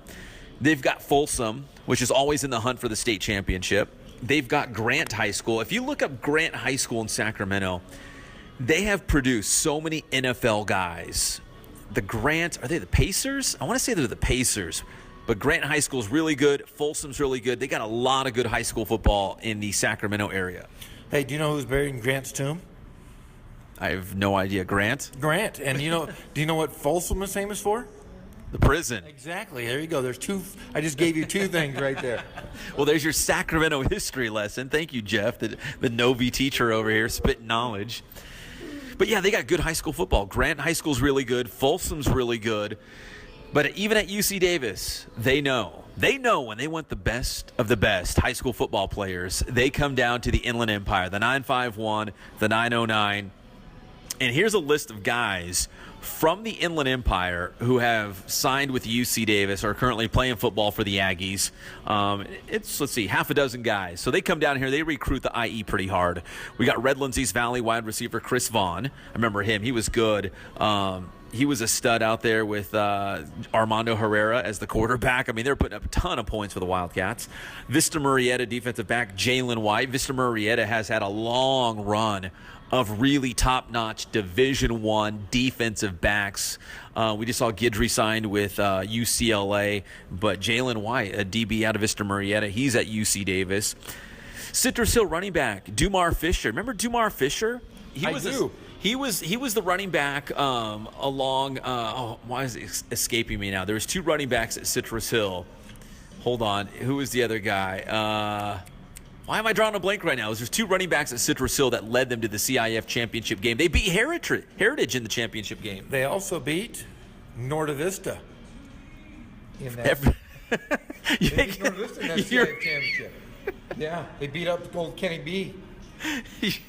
You're like, they beat? No, I thought you were like, going to say Centennial or something. No. You're like, and guess who else they beat? Norda Vista. In the CIF championship. You know what? I don't have internet on my laptop because remember, again, we're so far out in the airport. We can't even get the free Wi-Fi. I was going to get on my laptop and find Devin Floyd and Dumar Fisher were the 2 running backs at Citrus Hill. But Dumar Fisher, now he's up there at UC Davis.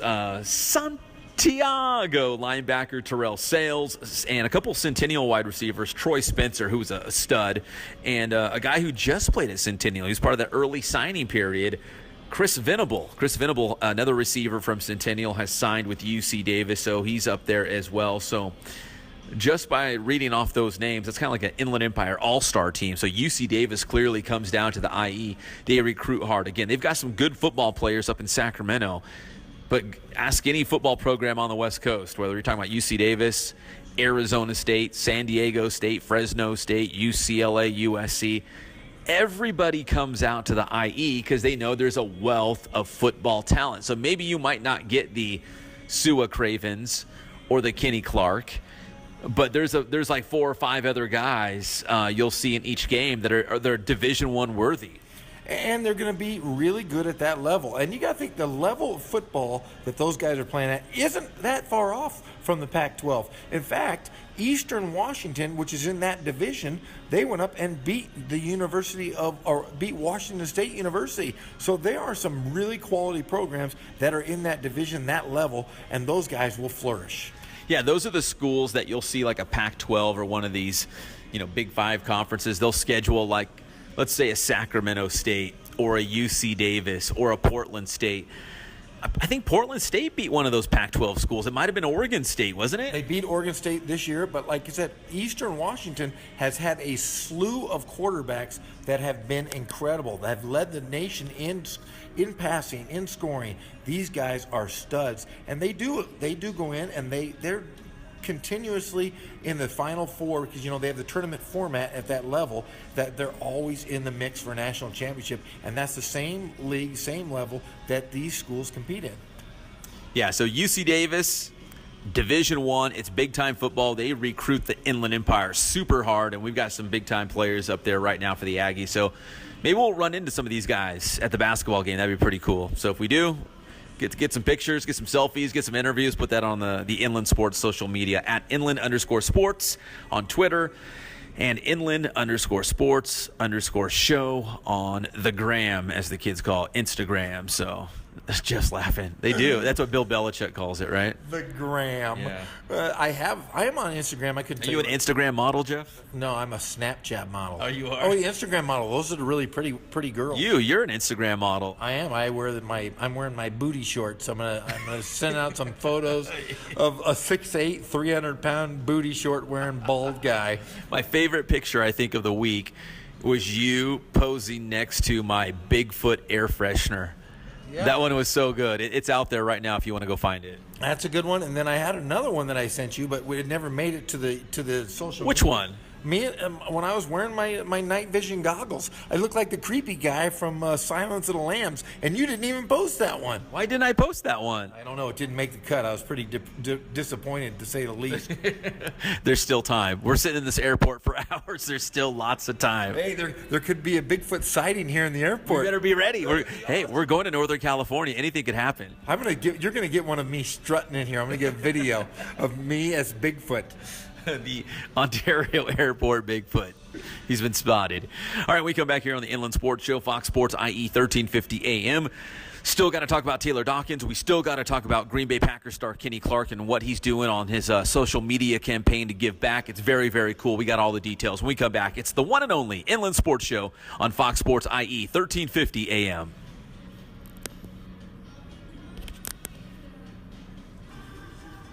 And welcome back to the one and only Inland Sports Show on Fox Sports IE, 1350 AM. I'm Pep Fernandez. That's Jeff Gorham. We are holding it down inside the Ontario airport, waiting for our flight. We need to get up to Sacramento because we got a big-time college basketball game between UC Riverside and UC Davis to call.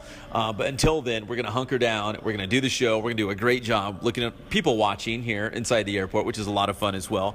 But right now, the big story last night, and Jeff, you got big bags under your eyes. You look very tired because you were up all night. You could not go back to sleep because you got some big news. Yeah, last night I was nodding off after feeding the kids and doing their show, and my wife was on social media, and I dozing off. She woke me up, my wife Smedberg, and she said, "Hey Jeff, wake up!" And I went, "What?" She goes, "Taylor Dawkins just threw a no-hitter."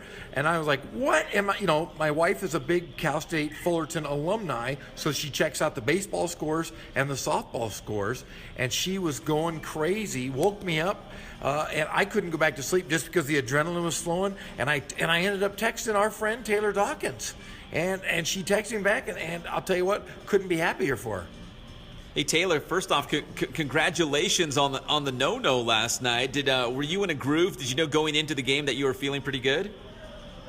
Thank you. Yes, actually, playing with my team, we had a really tough weekend last weekend, and to come back this weekend and hopefully come out of that ditch that we were in, we came out and we were on top and we were just ready to fight, and we all were in a rhythm. Our hitting was great. I felt like my pitches were on. I was keeping the ball low, keeping the batters off balance, and it all worked out. I'm just so happy for my team and I. So when you're warming up, getting ready to start in the circle, like even during warm-ups, do you know, like, hey, you know what, I feel good, like I know I'm going to have a good outing, or before the game you're like, man, that ball's not really moving like I want it to, like I don't really feel that great. Do you know even during warm-ups like how that game might go? Yeah, definitely. During my warm-up, I do 2 batters at the end of my workout. I do all of my pitches, and then I do 2 batters at the end. And honestly, if I do those 2 batters and I am doing horrible, if I have like 3 balls on the batter, I know it's going to be a good game. I know it sounds crazy, but if I do bad in my warm-ups, I pretty much am really good during the game. Well, it was 8-0 last night against the University of San Diego as Taylor Dawkins out of Norco High School whirled the no-hitter for Cal State Fullerton. And Taylor, how many no-hitters did you have in high school? I think maybe 1. I don't know. I haven't really kept track of that. Have you ever, do you remember any no-hitters, whether it was, growing up at a younger age? I don't, honestly. I don't. Well, now you got one. It was all over social media, so you'll remember this one. Now, what has been the biggest adjustment for you, really going from the high school level, the club level, and then, you're brand new in your career here at the Division I level, and possibly one of the best conferences in the country. What's been the biggest adjustment for you so far in this young season? Well, definitely the hitters are way bigger. I'm only 19 and probably pitching to 23, 24-year-olds, so it's definitely a big jump from high school. But, I just have to make sure I keep the batters off balance and keeping the ball off the plate and the ball low, making sure all my pitches are really moving. High school, you can get away with, throwing the ball, a little bit too much on the plate sometimes, and they'll take it, but here you do not want to miss, or it will be over the fence. So I think just, making sure I hit my corners and keep the batters off balance. So Taylor, was your phone blowing up? It was all over social media when you got off the field. Like, I don't know where you keep your cell phone during the game, if it's in your backpack or your game bag, but did you go grab your phone and it was messages and voicemails and all kinds of stuff after the no-hitter? Yeah, I actually walked into the locker room and I was changing and everything, and then after I looked at my phone, and literally I had text messages, phone calls, Twitter was blowing up. Like, Twitter was crazy. And then Instagram posts, everything. It was insane. Well, Taylor, congratulations. We just want to talk to you for a couple minutes. We're definitely so proud of you. And, man, as a true freshman to go in there and just dominate and get a no-hitter for Cal State Fullerton, that's unbelievable. So thank you for always making time for us. We really appreciate it. And continued success this season. Maybe you'll have another no-hitter this year. Yeah, maybe. Let's see, hopefully. hopefully, or a perfect game. That would be even better. Oh, that's even better. Yeah, perfect game. Well, we have one date that's circled at the end of the season. You guys are going to be playing UC Riverside, and Pep and I are the voices of UC Riverside, but we're going to definitely make it a point. I think it's in May. May 11th and 12th. We already checked it out. May 11th and 12th. We will be out there. We will be cheering you on as we watch the Highlanders and the Titans maybe playing for a championship as possible. Conference title, maybe. Yeah. That would be awesome. Oh my gosh, that'd be so cool to see you guys out there and supporting us, and that'd be amazing. You're the best, Taylor. We always appreciate the time, and congratulations again on that no-hitter. Thank you so much. Great talking to you guys. Thanks, Taylor. Bye. Take care. All right, that's the great Taylor Dawkins. Always upbeat, always in a good mood, coming off a no-hitter. That's so funny. Like, she was that Gatorade National Player of the Year last year at Norco High School. There was none better. But when asking her about, have you thrown a no-hitter in high school? I don't know. I'm not sure. Come on. She probably had a bunch of them. She probably just can't remember. She probably had a bunch of them. She's probably had a bunch of them. And like my family, I'm sure your family as well, we have a motto that we every night, we think, pray for Tay. Tay's gone through just an incredible year of, she's had health issues, and the mantra was pray for Tay. And I have my wristband. I keep it right I have my end table next to my bed. It's the first thing I see when I take my keys out to go drive my car. The wristband's a little tight on my wrist, so it sits. Are you putting on some weight, Jeff? Yeah, so I look at it and I think every day pray for Tay, and every day I pray for her, and things continue to get better and better for her. And I love seeing that she's progressing into a great young woman and a very, very special ball player. And still, what blows me away is the fact that she's going in there as a true freshman and doing this. Most players, you sign a college scholarship, you go from being the big fish in a small pond, right? At the high school level. Like you mentioned it, you touched on it. You go from being the big fish in a small pond, and then you get to college, and there's a bunch of other stud players, and you kind of almost got to wait your turn, and you put in the work, and then you get your shot to get into the starting lineup. Taylor is so good. Again, the Gatorade National Player of the Year. She just goes right in there, and she's dominant from the very start. I mean, a no-hitter. It doesn't matter if they're playing the University of San Diego or UCLA. Like, a no-hitter at the D1 level is a no-hitter. Yeah, and some players just get it. There's a big jump. Like she said, she's 19 years old. She's pitching to 23, 24-year-old women. And some people can make that jump very, very easy, very smoothly, and they just continue to dominate at everything they do. I mean, if she chooses to play for the national team eventually, maybe, so if she decides that, I think it would be a seamless and easy transition for her because she's done it easy everywhere she's been. Well, congratulations again, Taylor Dawkins, the no-hitter last night for Cal State Fullerton, the pride of Norco High School. It was 8-zip against the University of San Diego, and she told us before we got on the air here that there was a ground ball. Was it to the second baseman or the shortstop? It was a questionable play, and they weren't sure. First, they ruled it a hit, and even Taylor thought, oh, that's kind of weird. I kind of thought that maybe it was, was an error, it wasn't a hit. And they later in the game, they reversed the call. They took it away. It was not a hit. And then there's some pictures of her on Twitter and social media standing next to the Cal State Fullerton scoreboard showing the no-hitter on the board. Yeah, it's really, really cool. I mean, it's just one of those stories that I think you and I texted last night late. We were both very excited for it. And it's just one of those stories that every time Taylor does something, it just gets better and better and better. From the softball diamond to the baseball diamond, I know, Jeff, we look outside the airport right now, sunny skies, a little hazy, but your typical Southern California day. In this direction, you got the mountains, a beautiful day out here, but the UC Riverside baseball team is going on the road to the University of Washington, so they're going to open up a series against the Huskies up there in Seattle. It's going to be cold. I looked up the forecast. Snow. Yeah, there could be snow today up there. I know they probably wouldn't do this, but we've seen football games and even soccer games earlier this year. I saw Indian Springs play on the road at Rim of the World, and they played out in the snow. But I haven't seen a baseball game in the snow. I would love to see that happen. I don't think this is going to be it, but if there was going to be a game, this would be the one. Yeah, it'd be cool to see all those guys, the mullets of UC Riverside. And the mustaches. Yeah, the mustaches. You have Connor Cannon, who's right now on a tear. He's had 3 home runs and 9 RBIs to start the season. They call him Thundar the Barbarian. They do. So to see Thundar the Barbarian out there in the snow hitting bombs would be really something cool.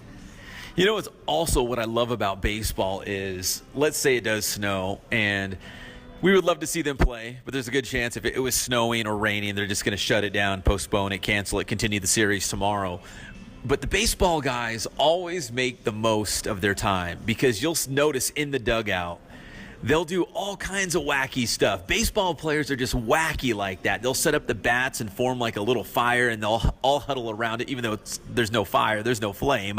They're just messing around, joking around. But they'll put the bats together like it's a little fireplace, and they're huddled around it like trying to keep warm. Or they'll go out there if it's raining, and it'll do like a slip and slide contest and see who can slide the farthest, or air guitar competition against the other team. Baseball guys are the best at using their imagination and passing the time, just like we are right now in the airport. Well, I will say this. I played Division I basketball and have coached at the college level, high school level.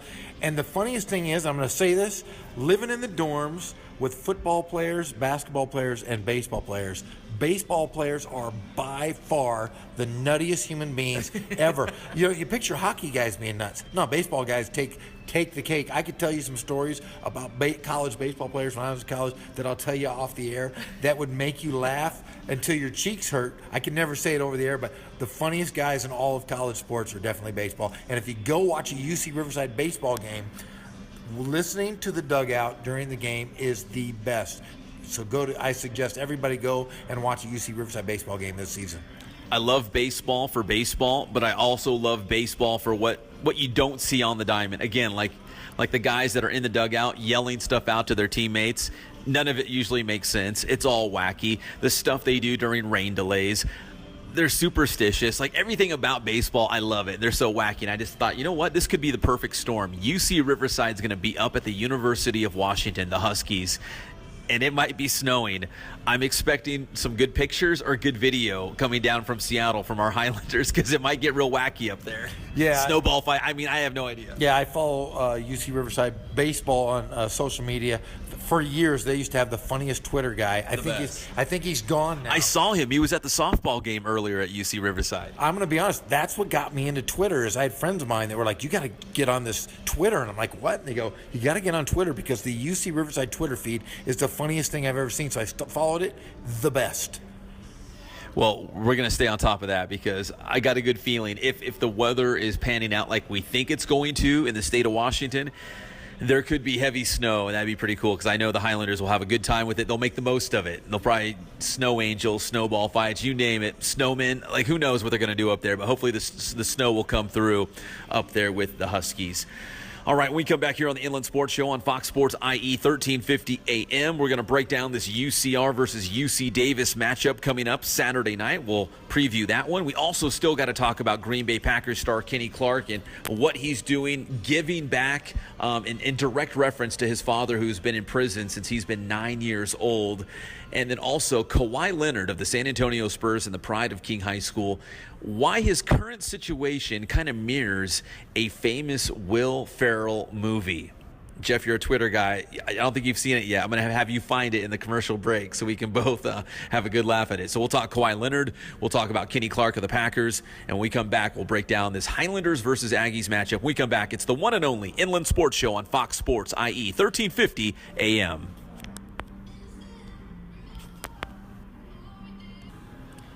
And welcome back to the one and only Inland Sports Show on Fox Sports IE 1350 AM. We're proudly brought to you by our good friends at Spoiled Quick Quality Oil Change, Ken's Sporting Goods, Boost Performance Training in Corona with Coach Ray Bass, and Catalano Motors in Corona off of Temescal Canyon Road.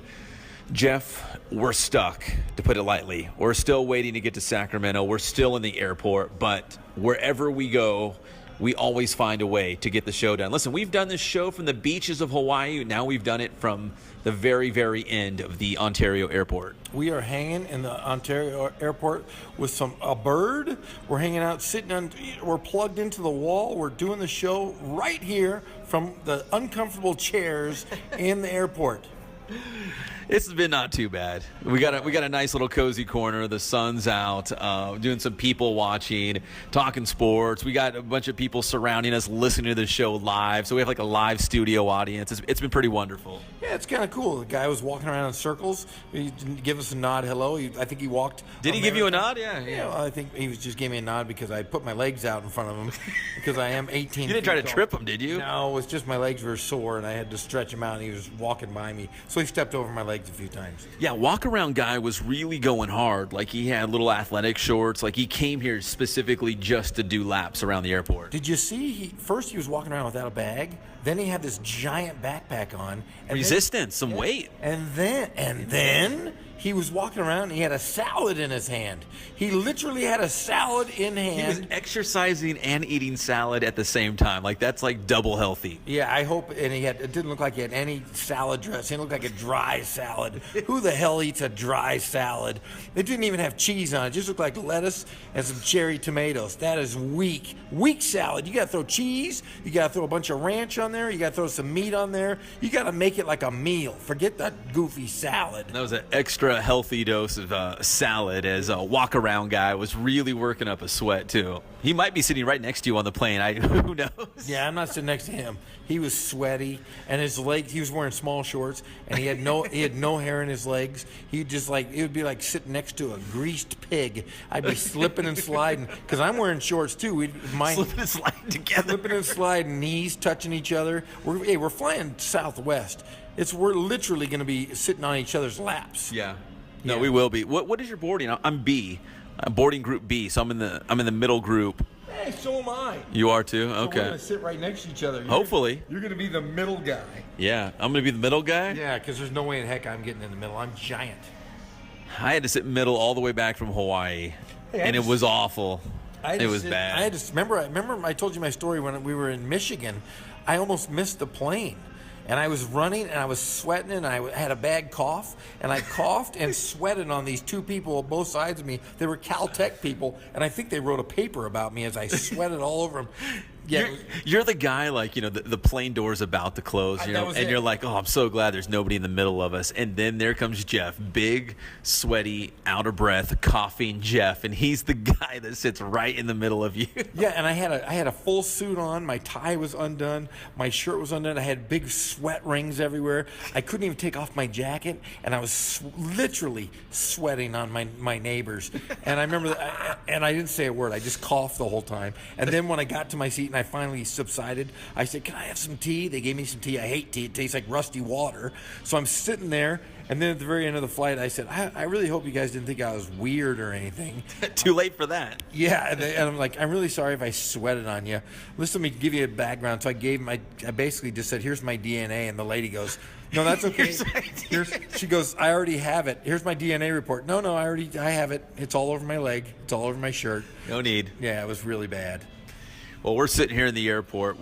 We always do a lot of homework to get ready for these big basketball broadcasts, and we're doing our studying on the UC Davis Aggies. And when you look at this matchup with UC Riverside and UC Davis coming up on Saturday night, Davis is still without their star player, Chima Maneki. He was leading the team in points. He was leading the team in rebounds, but he's been suspended indefinitely. They still haven't came out and said exactly what it was. All we know is he's missed 5 games, and the end is nowhere in sight. I mean, he could be back for UCR on Saturday night. He could be playing against UCR, or we might not see him. The suspension may continue.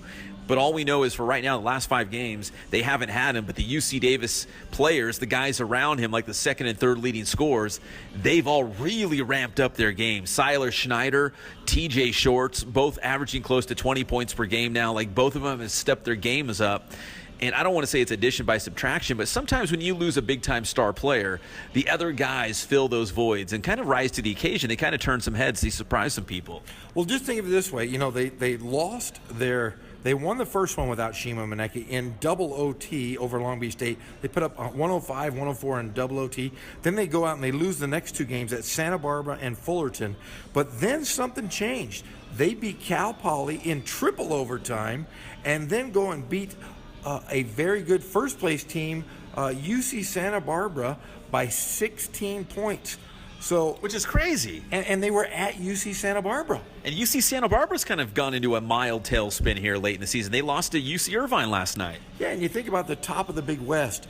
Cal State Fullerton loses to our UC Riverside. So the things are toppling up top. And I'll say this. We talk about this Davis team. They're a lot like UC Riverside. They have both beat a Pac-12 opponent. UC Riverside went in the first game of the year, beat Cal at Cal. Well, the same thing here with UC Davis goes into Washington State and beats Washington State on their campus. So a lot of similarities here, and I'll tell you what, this is a winnable game for UC Riverside. UC Riverside now has a full-strength team. Everybody's healthy. You have Dikembe Martin is back. You have Larson is back. The two guys that have been the most stalwart guys on your program the entire season. You couldn't ask for a better time for your guys to be healthy, and going up to UC Davis is going to be a tough task, but they have a shot. And what's funny is you brought up the Cal Poly, triple overtime game against Davis. They just went double overtime with Cal State Northridge last night. And if you're a UC Riverside basketball fan, I think you wanted to see Northridge win, but it was Poly overcoming Northridge in double overtime last night. So right now in the Big West standings, CSUN and UCR both have 3 wins in conference play, although Cal State Northridge has played one more game than UCR. And then Poly, we're going to see them head-to-head next Wednesday. That's going to be a huge, huge game next Wednesday inside the SRC Arena. Well, Riverside had them on the ropes. In fact, they were winning come crunch time at Cal Poly San Luis Obispo, but gave it away in the very end. It was 11 seconds left when Poly hit the go-ahead basket. Yeah, that's twice in the Big West Conference that UC Riverside has lost within the last 11 seconds. First, it was at Cal State Fullerton to start the season, and then when they went up to Cal Poly, lost in the last seconds as well. So Riverside has played everybody very, very well, other than that hiccup at UC Irvine where they got just blown out. But Riverside's playing on all cylinders, and they're focused. We saw them coming in today on the bus. They're ready to play, and they want to go take that victory from UC Davis. It's going to be a huge game on Saturday night. If UCR can beat Davis, it even makes the Cal Poly game more important come Wednesday. Yeah, and the toughest thing is, you look at Davis. Davis is 18-9 overall. They've got a very, very, very good team. They're 8-2 at home. So and just 8-6 away. Riverside's going to have to play its very best basketball because they do have really good players. Siler Schneider, who I have told you I think has the best mid-range jump shot in the Big West. He's one of those guys that is a prototypical, kind of an old Indiana schoolyard player. Doesn't make mistakes, doesn't turn the ball over. Very good ball handler, not a great athlete, but the one thing he can do is if you leave him open, he's going to drain. Well, they're definitely having the guys outside of Shima Maneki step up. You know what I mean? Like we were saying about the guard play, and they're taking on more of a role in terms of scoring the points. They got to come from somewhere. What Shima Maneki was averaging, close to 20 a game or around 20 a game. I mean, those points got to come from somewhere. And this is a UC Davis team that made the NCAA tournament last year. They were your Big West Conference tournament champion. So this is a team that's used to winning. They've got great players in place. But for UCR, I mean, you beat a Cal State Fullerton team earlier this week, a team that's still in the hunt and was definitely in the hunt before the game going in for the Big West Conference Championship. You knock off a team like that, you feel like you're on top of the world, that you can beat anybody. You beat Fullerton. Why not beat Davis? Yeah, and I'll tell you what, the loss last night for UC Santa Barbara keeps Cal State Fullerton in the hunt. But this UC Davis team they're an awkward team. You said Shima Maneki. He averages a double-double. He averages 10 points or 10 rebounds and 20 points a game. You take that out of the equation, and if one of those guys, Shorts or Schneider, aren't hitting shots, that gives UC Riverside an open door and a chance to really kind of take a step up in the rankings in the Big West. Well, we'll see what happens on Saturday night. We know that next Wednesday against Cal Poly head-to-head is going to be huge for the Highlanders. But if they can pick off Davis on Saturday night, UC Riverside would have 4 conference wins, as would Cal Poly. So they'd be going head-to-head basically for 7th place, and Cal State Northridge all of a sudden is the odd team out, the team looking from the outside in terms of that Big West Conference tournament. So Davis is huge. Poly's even bigger. But if they can beat Davis, it would really change the dynamic, the complexion of the Big West Conference standings going into that Wednesday game, the final week of the season. Yeah, and I really do think if they do win tomorrow night, that gives them they won't be looking at the outside looking in. They're going to be the inside looking outside at Cal State Northridge. And I do think that Riverside is destined. They've played really well at times. Think of the teams they beat this year. They beat an Air Force team that nearly took down San Diego State this week. They beat a Valpo team. Valparaiso is always in the tournament. They're perennial power in their conference. They go and Riverside beats them by 20 at home. They've had a signature win at Cal. They've gone and they've played well every single game. Like I said, other than that Irvine game, they have been either ahead or close the entire game in every Big West Conference matchup. And they play well on the road. I mean, UCR picked up a big win on the road at Hawaii. They also won at Cal State Northridge. So this isn't a team that's afraid to go on the road, and they don't mind the big crowds. They don't mind loud crowds or hostile environments. In fact, sometimes it brings out the best in a team when you go on the road and kind of get away from the distractions and get it nice and loud. So they're going to go to a place like UC Davis and try to get a win. Then it's back home next week. They're home for Cal Poly, and then they'll finish up on the road at Long Beach State. So I think if you're head coach Justin Bell, the way the season started, the way that conference started when he took over for head coach Dennis Kutz, I think all he really wanted going into the final week was to have the team still in the hunt. You know what I mean? And that's where they're at. They're right there. They're very much still in the thick of making the Big West Conference tournament. Now, if they were 0-13 at this point, it would be like, oh, man, like we've got nothing to play for. They still have plenty to play for. In fact, it might be Northridge or Poly that's going to be, having more to play for in the final week or the last game. I mean, it probably will come down to the last Saturday of conference play. It might come down to that final game to see who's going to make it to the Big West Conference tournament. But for head coach Justin Bell, he's got his team at least in position to make it to the postseason. And I think all things considered, Jeff, when you look at this season as a whole, when you look at how the conference play started as a whole, you couldn't ask for much more. No, and I think if you do make the conference tournament, I think you look at it as a success. And I'll tell you what, if you're the top programs, if you're UC Irvine, if you're UC Santa Barbara, Fullerton, Davis, I would not be happy to open up the Big West Conference tournament versus a very, very good UC Riverside team that is really starting to gel late in the season. I think it's a good thing that if Riverside takes care of business on tomorrow night at Davis, and then they take care of Cal Poly on Wednesday, I think playing on the road going into the tournament will help UC Riverside in the long run. You don't want to play a home game before you play in that Big West tournament. You want to play on the road just so you get used to that test. Well, it's a big game. UCR, UC Davis coming at you Saturday night, 5 o'clock tip-off. And again, it's that SoCal versus NorCal rivalry weekend as UC Riverside is taking on UC Davis and the Sacramento Kings hosting your LA Lakers. Lakers playing the Mavericks tonight, then up to Sacramento for a Saturday night game. When we come back here on the Inland Sports Show on Fox Sports IE 1350 AM, we'll talk about Green Bay Packers' Kenny Clark. He's got a message on Twitter and Instagram right now that he wants all the folks in the Inland Empire to hear how you guys can help. And also, a famous Will Ferrell movie, one of my favorites. One of his famous movies, people are all over social media comparing it to the real-life situation for our own Kawhi Leonard, the pride of King High School. We'll talk about that as well. We'll be right back. It's the one and only Inland Sports Show on Fox Sports IE 1350 AM.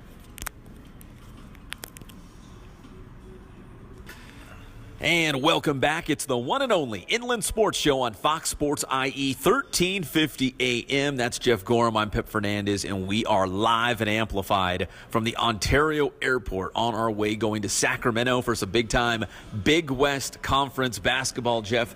The plan was to do the show live in Sacramento, but of course there's always a wrench into every single plan. So now we are sitting, chilling out, people watching inside the airport, just passing the time. Yeah, this is kind of strange. I mean, we're normally we're hunkered down somewhere. We've got gear.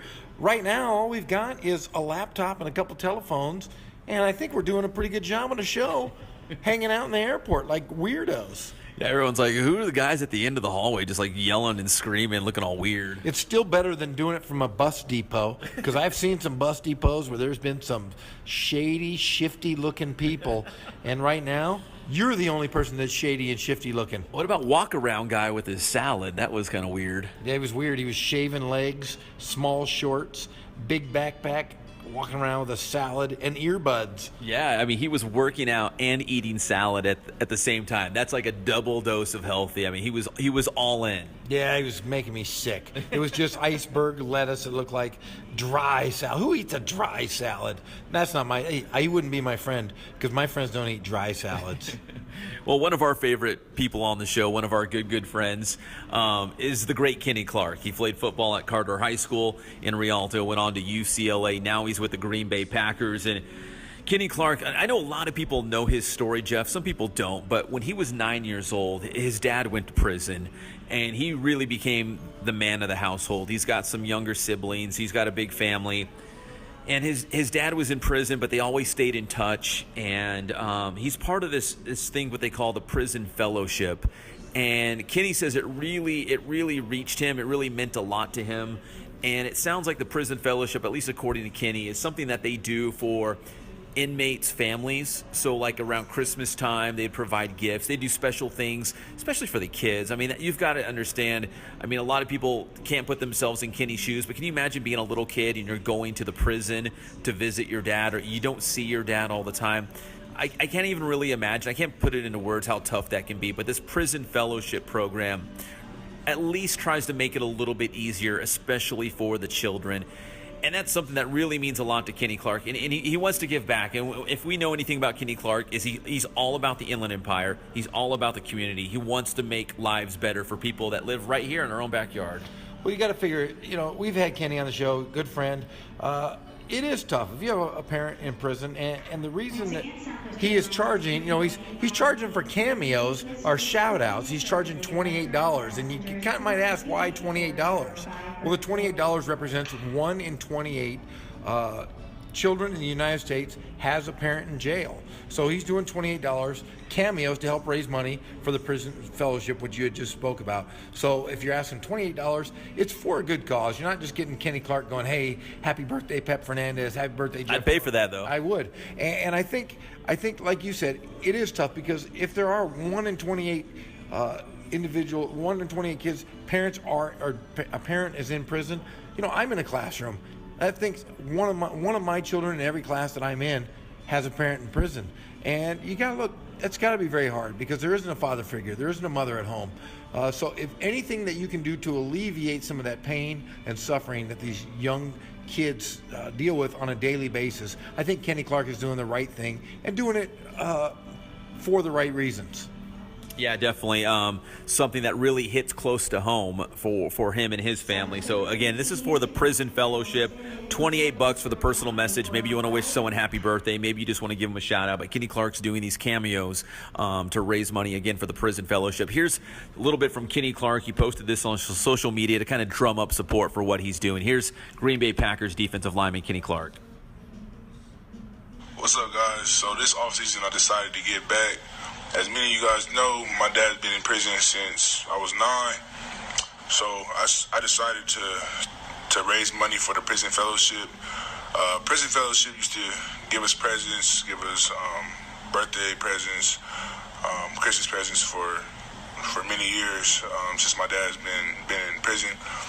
So I decided to raise money for him. I learned that every one of 28 kids, they have a parent in prison or in jail, and I'm deciding to start doing $28 cameos for birthday shout-outs, wherever it is, so shout-out for birthdays, for games, or whatever. And I just want to get back to the community, get back to these kids, man. So Packer and Bro Nation, if you guys can repost this and... All right, so that's Kenny Clark from the Green Bay Packers, just trying to drum up some support, get people involved in the Inland Empire. He does so much already. He's given back. He's done toy drives. He's done those youth football camps out there. It looks like the website for that cameo, if you want something from Kenny Clark, is bookcameo.com/KC97. So KC, obviously standing for Kenny Clark, and 97, his number with the Green Bay Packers. So we're good friends with Kenny Clark, just trying to help the cause out there a little bit. And again, he's not a guy that's he lets his actions speak louder than his words. He's out there amongst the people, again, doing the toy drives, doing the youth football camps for free, doing a lot of different things.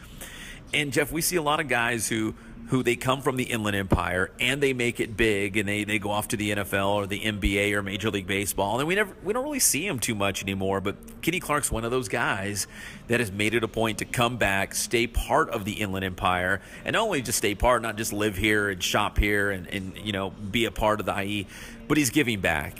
I mean, he didn't have the greatest of childhoods. He's giving back. He's trying to improve it for other kids out there as well. Well, his story is it's a special, unique story. Many young men, kids, would have really kind of turned against society. But look at his success. He goes on, he's one of the best individual people you're ever going to meet. He goes to UCLA. He continued to help out the kids in his area while he was a student in college. Goes on, been very successful in college, goes to pros, been ultra successful, and he has given back. We've seen a couple guys. We've seen Kawhi Leonard's come back and given, Ramona High School was in need of uniforms, shoes, and Kawhi Leonard goes out of his way and buys, the Ramona Rams boys basketball team last year, bought everybody in the program gear. They had uniforms, bags, shooting shirts, socks. So there are guys that are very, very key to this community and giving back to what they wanted as children. Kenny Clark didn't have a lot as a child, but he's given back to many children here in the Inland Empire to give them something, a present at Christmas, a present on their birthday, something to make them feel their self-worth. Again, that's for the prison fellowship. Kenny Clark's father in prison since the age of 9. And Kenny's still out and about in the IE. In fact, many people forget, not only was he a star football player at Carter High School in Rialto, he was a star wrestler as well. He was really good at wrestling, and he has a long wrestling background as well. He showed up at Carter High School for their wrestling match. Carter High School won a CIF championship, and Kenny Clark was there taking pictures with the kids and signing autographs and just doing what a big NFL star does. Yeah, in fact, I was just going to mention that. I saw on Twitter there. I probably had 20 or 25 different kids that had pictures with Kenny Clark. And this was just, it was like, wow, what is this? Probably didn't say no. Any kid that came up, he probably said, yeah, let's do this. Yeah, so then I typed in Kenny Clark, and literally there was every kid in that gym had a individual picture with Kenny Clark, and he looked just as happy with the kid 1 that he did with kid 25. He's just one of those special guys. We've had him on the show. He comes in, he shakes hands with you, he makes eye contact with you, and he's a genuine human being, and he's one of those guys it's an infection. We love to be around him. He has an infectious smile. He's got an infectious personality, and he's somebody you kind of want to follow and do what you can. So I suggest anybody out there with a spare $28, get a shout out from Kenny Clark. It helps other people. It's not just going to help you. It's going to help the people that Kenny supports. All right, you can follow all that information on Kenny Clark's Instagram, Twitter. All that's posted everywhere, so you can find that there. If you are a big Will Ferrell fan like we are, there's a scene from one of his most popular movies that people are relating it back to Kawhi Leonard. This has been called the Deep Tease because we've been teasing this story all throughout the show. We're finally going to get to this clip. It's pretty funny. We'll talk Kawhi Leonard, we'll talk Will Ferrell, and we'll talk NBA. Where will Kawhi Leonard end up? Because it looks like he's not going to be back in San Antonio. We'll be right back. It's the one and only Inland Sports Show on Fox Sports IE, 1350 AM. And welcome back. It's the one and only Inland Sports Show on Fox Sports IE 1350 AM. Picture this. Jeff and I kicking back the Ontario airport. In fact, if you're here right now, come find us. We need some company. We're bored out of our minds, but we're having a great time talking here on Fox Sports IE 1350. We were supposed to be in Sacramento. That's my homeland, Jeff. I'm a native from Northern California. That's my homeland. I want to go back home, but not yet because we're stuck. We're stuck in the airport. Yeah, I just want to see when we get off the airport how many people are going to be yelling and screaming, Pep, welcome home. Pep, welcome home. Yeah, I don't know. I'm expecting it. Yeah, I'm looking forward to seeing Sacramento, like I said, for the 3 things in this particular order. The Train Museum, the Capitol, and the Fairy Tale Land. Yeah, Fairy Tale Land. 4 things: Fairy Tale Land, and then the stadium where the Sacramento Kings are going to get beat by the Lakers tomorrow night. Oh, that's rubbish. You know what? The first, 25 years of my life, I was a nomad. I lived in a bunch of different places. Bakersfield was home for 8 years, and then finally the IE adopted me, opened up their arms, and now the IE. Oh, that bird's back. Hold on. I got distracted. The bird's flying around again. He's got his eyes on me once again. No, but the IE opened their arms to me, and I appreciate it. This is home now, but originally when I was just a wee little pep, I was up in Northern California. So, yes, when I get off the plane, there better be like a red carpet, balloons, pyrotechnics, maybe a smoke machine, something. Well, yeah, it's just like when you get off is it the Pope? When he gets off the plane, he kisses the tarmac or wherever? I want to see Pep. I want to see you kiss the ground of Sacramento. I'll probably be the only person that would ever do that, because most people would be like, Sacramento, that place is a... Yeah, I'm just see. This is what I'm picturing when I get off the plane. Is we're going to get off the plane, and you know how normally you walk through like the tunnel. I picture that they're going to have the old school where they wheel out a ladder. We get off, and there's going to be tumbleweeds going across the tarmac, and there's going to cows. There's lots of cows. Cows grazing on the side of the runway. And, people getting picked up in the back of a pickup truck with hay in the back. They don't call the King's Cowbell Kingdom for nothing. I mean, come on. No, and there's probably people with like eyeballs sitting in the middle of their head. They look like the hills have eyes kind of people. Come on, that's what I picture. I'm telling you, I'm a little leery. I said, hey, what's the big restaurant in Sacramento? And you said, oh yeah, McDonald's. Yeah, it's a real exotic one. It's called Chili's. I don't know if we have you ever heard of Applebee's? Have you heard of that one? I got to tell you, I've been to an Applebee's one time. I was driving through Europe. This is when I was playing. I was driving through Europe. I was by myself. Literally, I was in Belgium, and there was nothing around me. Zippo. Nothing. Miles and miles of nothing. And I came upon an Applebee's in like a cornfield. I'm like, you got to be kidding me. It was an Applebee's connected to this real small hotel. There was nothing around it. I went in and sat down. Everything was in English. I was like, this is strange. I felt like I was hanging out in downtown Brea at an Applebee's, and then I just drove off, and I was like, was that a dream? It was a mirage. That wasn't real, Jeff. So I didn't eat. I must have just been eating like dirt or something. Everything was fake. It was like a ghost Applebee's in the middle of Belgium. Oh, my goodness. Are you a Will Ferrell fan? Do you like his movies? I know we like to play the Step Brothers clips, and Greg Holla does such a great job of bringing up the movie clips, and we do those things. But Will Ferrell, man, everything he cranks out is pretty funny. Yeah, he's all right. He's not as funny as I am, but he's okay. He's not as funny as you? No. Hey, you know what? He does the sports movies, right? He's got a bunch of sports movies. Maybe the funniest one of all is Talladega Nights, right? The Ballad of Ricky Bobby.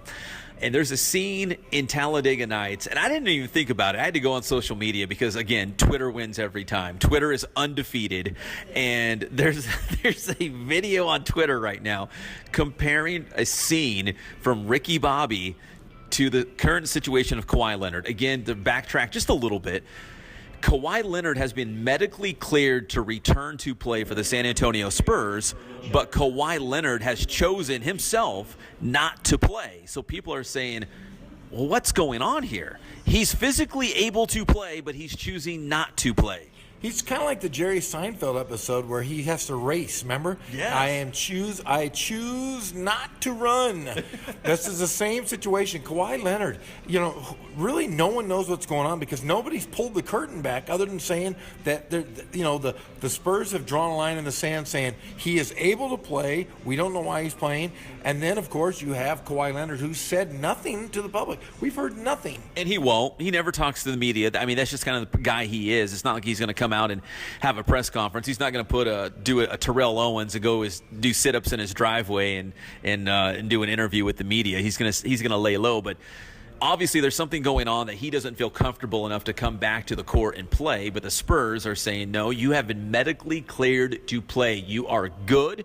You should be back out here. There's nothing wrong. You are fine, but Kawhi Leonard has his own personal choice, opting not to play, and people got a hold of that, and they pieced it together with Talladega Nights in this scene that was with Will Ferrell. Remember, Will Ferrell was injured, and he didn't want to race anymore. So his friends had an intervention with Ricky Bobby. So here's Ricky Bobby from Talladega Nights, comparing it to Kawhi Leonard. Yeah, and you got to remember, it's LaMarcus Aldridge, Greg Popovich, and Kawhi Leonard. Here you go. Playing the role of Kawhi Leonard is Ricky Bobby. Here we go. The doctor told us that we should let you work it out in your own sweet time, but you can walk. What'd you just say? He's telling you the truth, man. It's all in your head. You sick sons of bitches. Wake up, idiot! You want to see what my life is? Don't you stick that knife in your leg.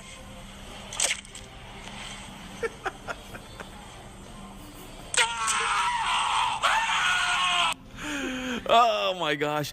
Did you know about that, Jeff? Like, did you think about it? Because I love that scene from Talladega Nights, but I didn't put two and two together that Ricky Bobby and Kawhi Leonard are kind of like the same guy. And I know we're just making fun of Kawhi Leonard. And again, we're not trying to make light of the situation, but again, Twitter wins every time, and people on social media always find wacky things. Well, yeah, I didn't think of it. I wish I would have. I would have been viral right now. But just think of it this way.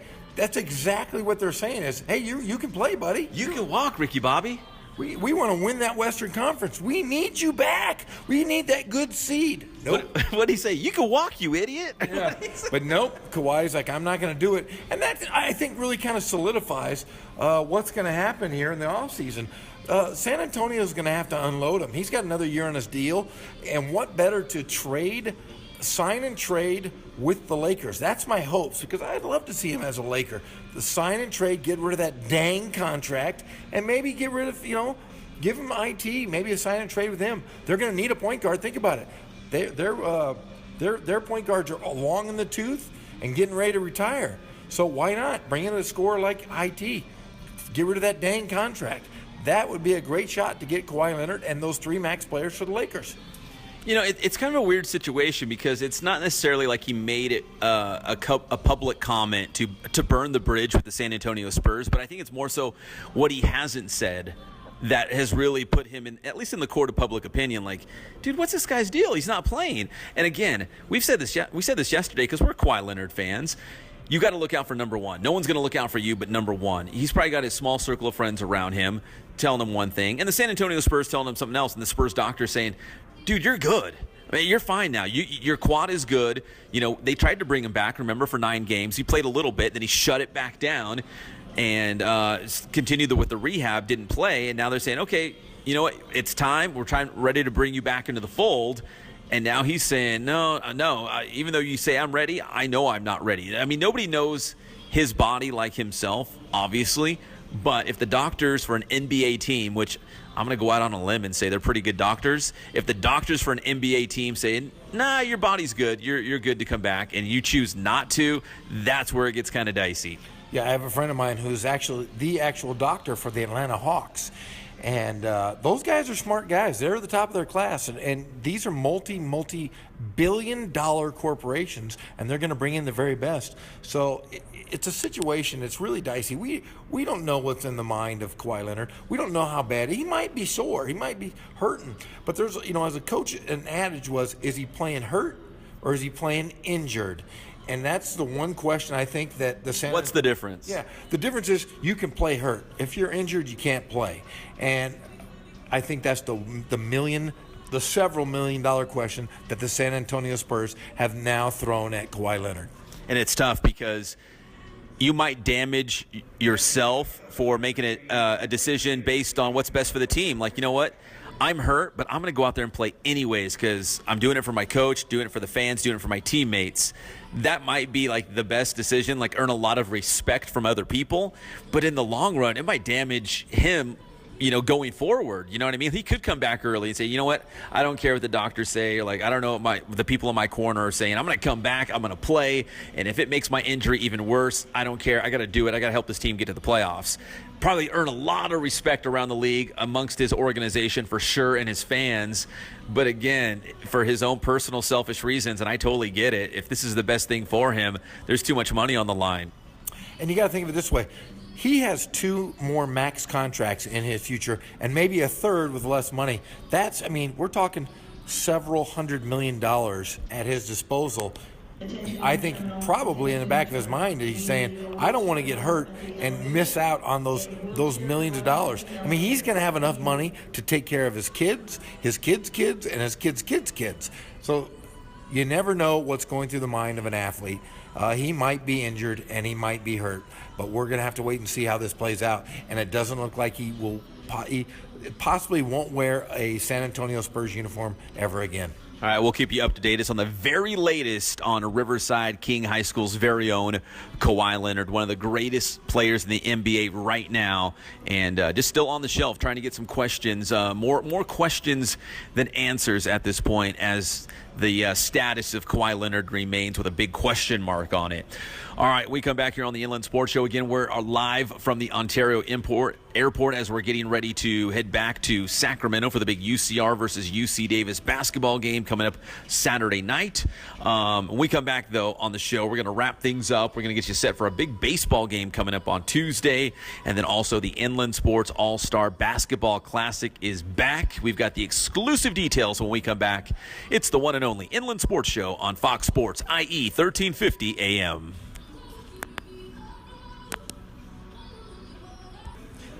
And welcome back to the Inland Sports Show on Fox Sports IE 1350 AM. This has been a very special edition of the show coming at you live and amplified from the Ontario Airport. No joke, Jeff. We've been here for all day. All day. We put in a 3-hour tour here with our computers and our telephones, and hopefully we've brought you some of the finest radio on the planet. Build that big shelf for all the awards we're going to get between that and the Bigfoot lady. We're doing it. Yes, we are. I'm telling you what, this has been an experience. I mean, we've done it from the beaches of Hawaii. We've done it from the campus of Cal Poly. We've done it everywhere. Irvine. Yeah, Northridge. You would think that we'd be doing it from the Ontario Airport, maybe talking about the raceway or something. But no, we're just hanging out in the airport because we like to hang out in airports. Well, we got to wrap this thing up. We want to remind everyone coming up on Tuesday, it's Santiago baseball, their season opener against Servite.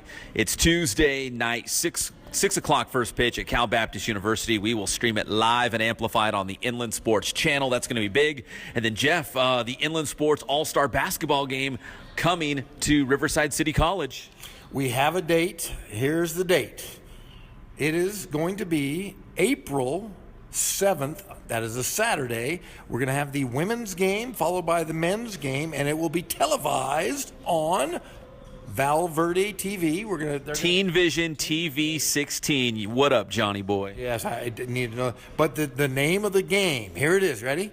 The 4th annual Inland Sports Classic at Riverside City College, hosted by head women's basketball coach Alicia Berber. Wait, hold on. Is that the name of it? Is that the whole title? That is the whole title. How are you going to fit that on a shirt? I don't know. It's got to be really small font. But no, we are thankful. We decided, we've been putting on this All-Star game. This is our 4th year. It's been the best All-Star game in the entire Inland Empire. And we decided we wanted this centrally located. We wanted to add a women's basketball element to it because really there's so many good women's basketball players here in the Inland Empire. So we decided, hey, let's pair up. We have a great gym at Wheelock Gym. Our team names, Coach Macy was a great player at Riverside Community College or Riverside City College, and then we had Jerry Tarkanian, who was a longtime coach there, won state championships. So what better to marriage the two by joining with Alicia Berber and the Riverside Community College. All right, so we're expecting a big all-star game on April 7th. Again, the baseball game at CBU featuring Santiago coming up on Tuesday. It's all brought to you by our good friends at Spoiled. Quick, quality oil change will be spoiled by great customer service and low prices. Ken Sporting Goods, more than 40 years in the Inland Empire, taking care of all of your sporting gear needs, and Letterman's jackets. Check them out at kensportinggoods.com. Boost Performance Training in Corona with Coach Ray Bass. They've got the strength and speed class. The first one's always free and always small group sessions. That way you can always learn and absorb the very most from Coach Ray Bass and his team. And Catalano Motors in Corona, where you can buy, trade, and finance that new-to-you car or truck. You've got high expectations, and they are committed to excellence. Let them fulfill those expectations and go above and beyond. CatalanoCars.com is the website. Catalano Cars off of Temescal Canyon Road. All right, Jeff, we will see everyone again when we're back in studio at Fox Sports IE on Monday, 3 o'clock, and we'll break down how UCR does against UC Davis, and also Kings and Lakers Saturday night, the SoCal versus NorCal rivalry weekend. Hey, and we're also going to have an interview regarding the FBI investigation that has really rocked the college basketball world. Yeah, there's a lot going on. We'll have it all for you on Monday, 3 o'clock, right here. It's the Inland Sports Show on Fox Sports IE, 1350 AM.